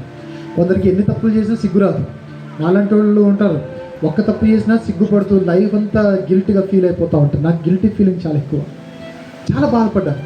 ఆ రోజు మీటింగ్ అయిపోయింది, వచ్చేసాము. నెక్స్ట్ డే మీటింగ్కి రెడీ అవుతూ సాయంత్రం 7 గంటలకు రెడీ అయి నా రూమ్ నుంచి బయటకు వస్తుంటే పెద్ద మనుషులందరూ కాళ్ళు జాపుకొని సీరియల్ చూస్తున్నారు ఆ ఇంట్లో. నాకు చిరాకు వచ్చేసింది, భయంకరం కోపం వచ్చింది. నిన్న నేను టీవీ పెట్టమంటే ఏం కబుర్లు చెప్పారు వీళ్ళు. మా ఇంట్లో టీవీ పెట్టమన్నా, మా ఇంట్లో చూడమన్నా పెద్ద పెద్ద కబుర్లు చెప్పారు. ఈరోజు ఏం చేస్తున్నారు? సీరియల్ చూస్తున్నారు. ఏ ఇంట్లో నేను టీవీ న్యూస్ పెట్టమంటే పెట్టమన్నారో ఆ ఇంట్లో సీరియల్ చూస్తున్నారు పెద్దవాళ్ళందరూ కలిసి. అప్పుడు నాకు కోపం వచ్చి అడిగిన మాట, నేను న్యూస్ పెట్టమంటే పెట్టలేదు, ఈరోజు సీరియల్ చూస్తున్నారు ఏంటంటే, అవునన్నా మేము సండే రోజు అసలు టీవీ ఆన్ చేయమన్నా అంటున్నా. సండే రోజు చేయరంట వాళ్ళు, మండే నుంచి. అంత వాళ్ళ జీవితమే. ఈరోజు ఎంతమంది క్రైస్తవులు లేరండి ఇలా? సండే పాపం మానేస్తాం. We are Sunday Christians. కానీ దేవుడికి కావాల్సింది ఎవ్రీడే క్రిస్టియన్స్. పౌలు గారు సండే రోజు నల్లకొట్టుకున్నాడు, ప్రతిదినం నల్లకొట్టుకున్నాడు. అంటే నా తండ్రి సంతోషం కోసం నా జీవితాన్ని నేను నల్లగొట్టుకోవాల్సిన ప్రక్రియ ఒక్కరోజు జరగాల్సిందా, నిరంతరం జరగాల్సిందా? Round the clock throughout the year 24/7 జరుగుతూనే ఉండాలి. అలా కాకుండా సండే రోజు ఆత్మీయంగా ఉండి మండే నుంచి సాటర్డే వరకు మళ్ళీ పాపంలో పడిపోతుంటే ఎలాగమ్మా రక్షించే దేవుడు నిన్ను? ఎలా అయ్యా రక్షించే దేవుడు మనల్ని? దేవునికి కానుకలు వీటికన్నిటికంటే ఫస్ట్ ఏం కావాలి చెప్పనా? పరిశుద్ధత కావాలి. లేవియాకాండం 11:44 నేను పరిశుద్ధుడును కనుక మీరు కూడా పరిశుద్ధులుగా ఉండండి అంటాడు. ఎఫెసీ పత్రిక 1:4-6 నేను జగత్తు పునాది వేయబడకముందే మీరు పరిశుద్ధులుగాను నిర్దోషులుగా ఉండాలని ఎన్నుకున్నాను అని చెప్పాడు. తెస్సలోనికీయులకు రాసిన మొదటి పత్రిక 4:7 మీరు పరిశుద్ధులగుటే దేవుని చిత్తం అన్నాడు. అదే పత్రిక 5:9 మీరు రక్షణ పొందడానికే దేవుడు మిమ్మల్ని నియమించాడు తప్ప ఉగ్రత పాలగడానికి దేవుడు మిమ్మల్ని నియమించలేదన్నాడు. హెబ్రీలకు రాసిన పత్రిక 12:14 పరిశుద్ధత లేకుండా ఎవడును ప్రభువును చూడడు అన్నాడు. చివరిగా కీర్తనకారుడు 93వ కీర్తన 5వ వచనం అంటాడు, ఎన్నటెన్నటికీ పరిశుద్ధతే నీ మందిరానికి అనుకూలం అని చెప్తుంటే ఇప్పటికీ పాపం చేస్తూ, ఇప్పటికీ ద్రోహం చేస్తూ, ఇప్పటికీ రహస్యమైన జీవితంలో చెడు పనులను చేస్తూ, చూడకూడని నిన్ను చూస్తూ, చేయకూడనివని చేస్తూ నీ ఆనందం కోసం దేవుని బాధ పెడుతున్నావా? నీ ఆనందం కోసం దేవుని కంటే కన్నీరు తెప్పిస్తున్నావా? మాట చెప్పనా? బైబిల్లో నాకు బాగా ఇష్టమైన మాట చెప్పనా? దేవుడు ప్రభు మాట్లాడుతూ అనే మాట ఏంటంటే, నేను మిమ్మల్ని నా శిష్యులు అని పిలవను, నా స్నేహితులు అని పిలుస్తా అంటాడు. చివరికి ఒక మాట చెప్పి ముగిస్తానమ్మా. మన ఫ్రెండ్కి ఏదైనా నచ్చకపోతే మనం నచ్చుద్దా? నచ్చదు. నా 6th క్లాస్లో నాకు ఫ్రెండ్ ఉండేవాడు. వాడు ఒకరోజు నాకు సరదాగా అడిగాడు, నీకు ఫేవరెట్ కర్రీ ఏంట్రా అంటే, ఆలు అంటే ఇష్టం రా అన్నాడు. బంగాళదుంప అంటారా, ఆలు అంటారా, పొటాటో అంటారా, మీ ఇష్టం. ఆలు అంటే బాగా ఇష్టం రా నాకు అన్నాను. అలా స్కూల్ అయిపోయింది, వాడు ఇంటికి వెళ్ళిపోయాడు. ఇంటికి వెళ్ళిపోయి వాళ్ళ మమ్మీకి చెప్పాడంట, మా ఈరోజు నాకు ఆలు కావాలి. అడిగితే అమ్మ వండి పెట్టకుండా ఉంటుంది చెప్పండి? వండింది, పెట్టింది. నెక్స్ట్ డే కూడా వాడు ఆలు కావాలన్నాడు. ఆ తర్వాత కూడా ఆలు అన్నాడు. వాళ్ళ మమ్మీ ఏమో వీడికి పిచ్చేమని ఎక్కిందా, వాడు ఎంత పిచ్చోడు అయిపోయాడంటే ఆఖరికి పెరుగు అన్నం వేస్తే పెరుగులు ఆలు ఏది అంటున్నాడు. పెరుగులు ఆలుగడ్డ ఎక్కడ ఉంటుందా? ఉండదు. వాళ్ళ మమ్మీకి పిచ్చెక్కేసి, పిచ్చారా నీకేమన్నా, రోజు ఆలు ఆలు ఆలు అంటున్నావు, వాతం రా మంచిది కాదు అంటే, అదంతా కాదు, సన్నిగాడికి అంటే ఇష్టం, నాకు కూడా ఇష్టం అంతే అన్నాడు. వాళ్ళ మమ్మీకి ఏం చేయాలి తెలియక నాకు ఫోన్ చేసింది. ల్యాండ్ లైన్స్ ఉండేటప్పుడు వాళ్ళ మమ్మీకి నేనంటే చాలా ఇష్టం. మిగతా పిల్లల మనస్తత్వానికి నా మనస్తత్వానికి తేడాను గమనించిన ఆంటీ నన్ను చాలా నన్ను చాలా బాగా ఇష్టపడేది. వాళ్ళ గోల ఎక్కడైనా పంపించాలంటే మా ఇంటికైతేనే పంపించేది, బయటికి ఎక్కడ పంపించకపోయాయి. ఫోన్ చేసింది, సరే ఏం చేసావు మా వాడిని? నేనే చేశాను ఆంటీ అన్నాను. నేను నీకు ఆలు అంటే ఇష్టం అని చెప్పావా మా వాడికి? అవునంటే నాకు ఇష్టం కాదు చెప్పాను. అప్పుడు ఆవిడ చెప్పిన మాట ఏం చెప్పరా, ఈరోజు వాడు స్కూల్కి వస్తాడు, ఆలు అంటే నీకు నచ్చదని చెప్పు అని. నేను ఎందుకు చెప్పాలి అని నేను, ఒరే అది మంచిది కాదురా, నీకు ఇష్టమని తెలిసినప్పటి నుంచి రోజు అదే చేయమంటున్నాడు, వాడికి అసలు ఆలు అంటే నచ్చదురా, నీకు నచ్చిందని తెలిసినప్పుడు నన్ను సాగుకొడుతున్నాడు రా అని. అంటే నాకు అప్పుడు ఆశ్చర్యం అనిపించిన మాట ఏం చెప్పరా, వాడికి ఇష్టం ఉండదంట అసలు. వాడికి గనక ఒకవేళ ఆ కర్రీ ఇంట్లో చేసినప్పుడు వాడి కోసం స్పెషల్గా వేరే కర్రీ చేయకపోతే ప్లేట్ తీసుకుని గోడ కొట్టేసేవాడంటే 6వ తరగతిలోనే వాడు. కానీ ఎప్పుడైతే వాడి బెస్ట్ ఫ్రెండ్ అయినా నాకు అది ఇష్టం అని తెలిసిందో, దాని మీద వాడికున్న అయిష్టం కాస్త ఏంగా మారింది, ఇష్టంగా మారితే యేసయ్య నీ బెస్ట్ ఫ్రెండ్ అయితే ఆయనకి కాముకత్వము, వ్యభిచారము, జారత్వము, సినిమాలు, సీరియళ్ళు, నువ్వు బయట బలాదూరు తిరగడము, ఫ్రెండ్స్తో బాతాకాని పెట్టడము, నువ్వు అర్థం పర్థం లేని మాటలు మాట్లాడడము, బూతులు మాట్లాడడము, లేదంటే సంఘానికి రాకుండా ఉండడము నీ ఫ్రెండ్ అయిన జీసస్ క్రైస్ట్కి నచ్చినప్పుడు how could you like that? How could you love that? నీకు ఎలా నచ్చుతుంది అది? నువ్వు సంఘానికి రావడం దేవుడికి ఇష్టమైనప్పుడు నీకెందుకు నచ్చట్లా? నువ్వు ప్రతిరోజు పరిశుద్ధంగా జీవించడం దేవుడికి నచ్చుతున్నప్పుడు, నీ ఫ్రెండ్కి నచ్చుతున్నప్పుడు నీకెందుకు నచ్చట్లా? ఈరోజు ఒక తీర్మానం తీసుకుందామా? ఇంతవరకు నీ ఆనందం కోసం దేవుని బాధ పెట్టావేమో, ఈ రోజు నుంచి యూదాను తట్టి లేపుదాం మనలో. దేవా, ఇంతవరకు నేను నా ఆనందం కోసం నిన్ను బాధ పెట్టాను, ఈరోజు నీ సన్నిధిలో మాటిస్తున్నాను, నీ ఆనందం కోసం నన్ను నేను నల్ల కొట్టుకుంటాను, నన్ను ఆశీర్వదించయ్యా అని అడుగు. అడగక్కర్లేదు కూడా. కాబట్టి ఆయన రాజ్యమును నీతిని మొదట వెతకండి, అప్పుడు అవన్నీ మీకు అనుగ్రహిస్తాడు దేవుడు. తీర్మానం తీసుకుందామండి. దేవుడు ఇచ్చిన మంచి వాగ్దానం ఏంటి చెప్పండి? ఈ లోకంలో ఏదైనా జడ్జి ముందు నిలబడి నేనే ఈ పాపం చేశానంటే జడ్జి ఏం చేస్తాడు చెప్పండి? శిక్షిస్తాడు. కానీ మన జడ్జి ఏం చేస్తాడు చెప్పనా? ప్రభువా, నేనే తప్పు చేసింది నేనే, నన్ను క్షమిస్తావంటే ఒప్పుకున్నావు కాబట్టి క్షమిస్తా అంటాడు. దేవుడి నామానికి స్తోత్రం కలుగు. ఈరోజు పాపం చేసావేమో, రహస్యమైన జీవితంలో ఎవ్వరికి తెలియని నీచమైన కార్యములు చేస్తున్నావేమో, దేవుడి నామానికి అసహ్యమైన క్రియలు ఎన్నో చేసావేమో, కానీ ఆయన ఇస్తున్న వాగ్దానం, అతిక్రమంలో దాచిపెట్టువాడు వర్ధిల్లడు, కానీ వాటిని ఒప్పుకొని విడిచిపెట్టువాడు కనికరాన్ని పొందుతాడు. కాబట్టి ఈరోజు ఒప్పుకుందాం మన పాపాలని, విడిచిపెడదాం మన పాపాలని, రూబేని చంపేద్దాం, షిమ్యోను లేవీలను తొలగిద్దాం. యూదా వలె దేవుని ఆనందం కోసం, తండ్రి ఆనందం కోసం ఎంతకైనా నలకొట్టబడే జీవితంలోని మనం వెళ్దాం. ప్రతి దినము శరీరాన్ని నలకొట్టుకుంటూ జీవిద్దాం. అలాంటి జీవితం నాకు కావాలి అన్నవారు, మోకరించగలిగిన వారు మోకరించండి, లేని ఎడల అందరూ లేచి నిలబడండి. చివరిగా ఓ మంచి పశ్చాత్తాప కీర్తనతో మనం ఈ ప్రార్థనను మనం ముగించుకుందాం. దేవుని సన్నిధిలో మన పాపాలు ఒప్పుకుందాం, దేవుని సన్నిధిలో మన అతిక్రమాలు ఒప్పుకుందాం. మనం అందరం పాపలు మేండి, సిగ్గుపడకండి. ఏ భేదము లేదు, అందరము పాపము చేసి దేవుడు అనుగ్రహించే మహిమను పొందలేకపోతున్నాం. కాబట్టి ఈరోజు మనం ఆయన చేతిలో సజీవమైన రాళ్ల వలె ఉండాలి అనంటే, ఆయన చేతిలో ఆశీర్వదించబడే పాత్రలుగా మనం మారాలి అనంటే, అతిక్రమం దాచిపెట్టకుండా చేసిన ప్రతి పాపాన్ని, చేసిన ప్రతి అతిక్రమాన్ని దేవుని సన్నిధిలో ఒప్పుకుంటూ, దేవుని సన్నిధిలో విడిచిపెడుతూ, నాకు శుద్ధ హృదయం దయచేస్తావా ప్రభువా అని అడుగుదామా? దావీదు పాపం చేసినప్పుడు ఆయన్ని క్షమించిన ప్రార్థన, ఆయన్ని తిరిగి లేవడానికి ఆయనకు సహాయం చేసిన ప్రార్థన, అదే ప్రార్థన మనం చేద్దాం. శుద్ధ హృదయం నాకు దయచే ప్రభువా, నీ వాత్సల్యము, నీ బాహుల్యము, నీ కృప, నీ కనికరము నా పట్ల కుమ్మరించు ప్రభువా. పాపము చేశాను, నన్ను క్షమించయ్యా. నా పాపములు, నా అతిక్రమములు నాకు తెలియజేశావు నేను నాయన, అందుని బట్టి నీకు స్తోత్రం. నీ సన్నిధిలో నా పాపాలు ఒప్పుకొని విడిచిపెడుతుండగా నన్ను మన్నించు ప్రభువా అని మనస్ఫూర్తిగా కోరుతాం. అందరము కలిసి ఈ పాట ద్వారా పశ్చాత్తాపంతో దేవుని సన్నిధిలో పాపములను ఒప్పుకొని విడిచిపెడదాం. అందరము కలిసి మనస్ఫూర్తిగా అడుగుదామా దేవుణ్ణి? కళ్ళు మూసుకొని చేసిన పాపాలను ఎవరు వేసుకుంటూ, ఈ పాపకు ఇష్టమైన జీవితంలో ప్రభువా నన్ను క్షమించయ్యా, శుద్ధ హృదయాన్ని నాకు ప్రసాదించు ప్రభువా అని కోరుదాం. అందరము స్వరమెత్తి, నీ వాత్సల్యము, నీ బాహుల్యము, నీ వాత్సల్యం, నీ బాహుల్యం, నీ కృప కనికరం చూపించు. నీ వాత్సల్యాన్ని మా పట్ల చూపించండి నాయన. పాపము చేసిన మా జీవితాలు నాయన క్షమించి ఆశీర్వదించండి ప్రభువా. పాపము చేసిన ఒప్పుకుందామా? అతిక్రమములు దాచిపెట్టకుండా ఒప్పుకుందామా? విడిచిపెడదామా? అవును ప్రభువా, రహస్యమైన కాలంలో, రహస్యమైన జీవితంలో భయంకరమైన తప్పుదాల్లో పడిపోయాను, మన్నించండి నాయన. నా పాపాలు నాకు తెలియజేసినందుకు నీకు స్తోత్రం ప్రభువా.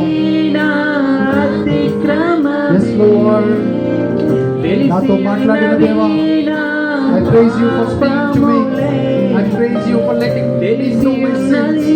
నా పాపములు నాకు తెలియజేసినందుకు నీకు స్తోత్రం. నీ సన్నిధిలో నా పాపములు, అపరాధులు ఒప్పుకొని విడిచిపెడుతుండగా క్షమించండి అయ్యా అని కోరుతా. నీ సన్నిధిలో నా పాపములే ఒప్పుకుందునయ్యా. నీ సన్నిధిలో అందరూ కలిసి చివరిసారిగా శుద్ధ హృదయం కావాలని అడుగుదామా? స్వరమెత్తి ప్రతి ఒక్కరు అందరూ కలిసి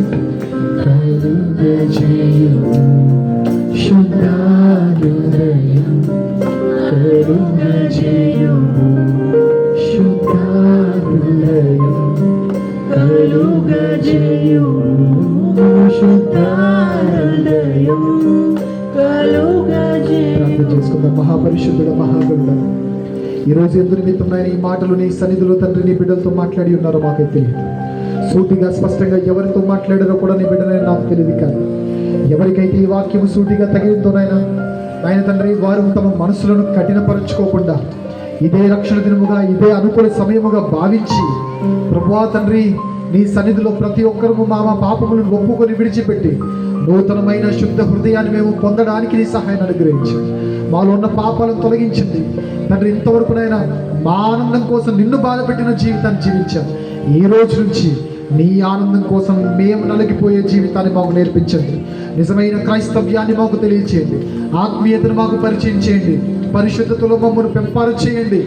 కేవలం ఆదివారం క్రైస్తవులుగా కాకుండా ప్రతిరోజు క్రైస్తవులుగా మమ్మల్ని మార్చండి. రాకడలో ఎత్తబడే గుంపులో చేర్చబడడానికి కావాల్సిన ప్రతి అర్హతను మాకు దయచేయండి. ఆయన నిన్న జరిగిన మీటింగ్ని బట్టి నీకు స్తోత్రం. ఈరోజు మీరు తోడైనందుకు మీకు స్తోత్రం. రేపటి మీటింగ్ విషయంలో కూడా తోడుగా ఉండండి. రాని ఉన్న సేవకులను సకాలంలో ఆయన తండ్రి క్షేమకరంగా రప్పించండి. ఆ సేవకుని నోట నీ మాటలుంచి వారి ద్వారా కూడా సమాజంతో మాట్లాడి అందరినీ నాయన రాకడకు సిద్ధపరచమని ప్రాధాయపడుతూ సేవకులను సంఘాన్ని తండ్రి సంఘ కాపరిని సంఘ పెద్దలను వారి కుటుంబాలను చేరి వచ్చిన ప్రతి బిడ్డను నాయన తండ్రి వాక్యం విన్న ప్రతి ఒక్కరిని నీ కృపాహస్తాలకు అప్పగిస్తూ ఉండగా వాక్యము వారి జీవితంలో కార్యము చేయనట్లుగా నీ కృప కోసం వేడుకుంటూ క్రీస్తు ప్రభువు వారి మహాపరిశుద్ధమైన నామంలో ప్రార్థన అడిగి వేడుకుంటున్నాను తండ్రి. అందరికీ వందనాలు. దేవుడు మీ అందరిని ఆశీర్వదించి దీవించును గాక. May God bless you all. May God bless India. Amen.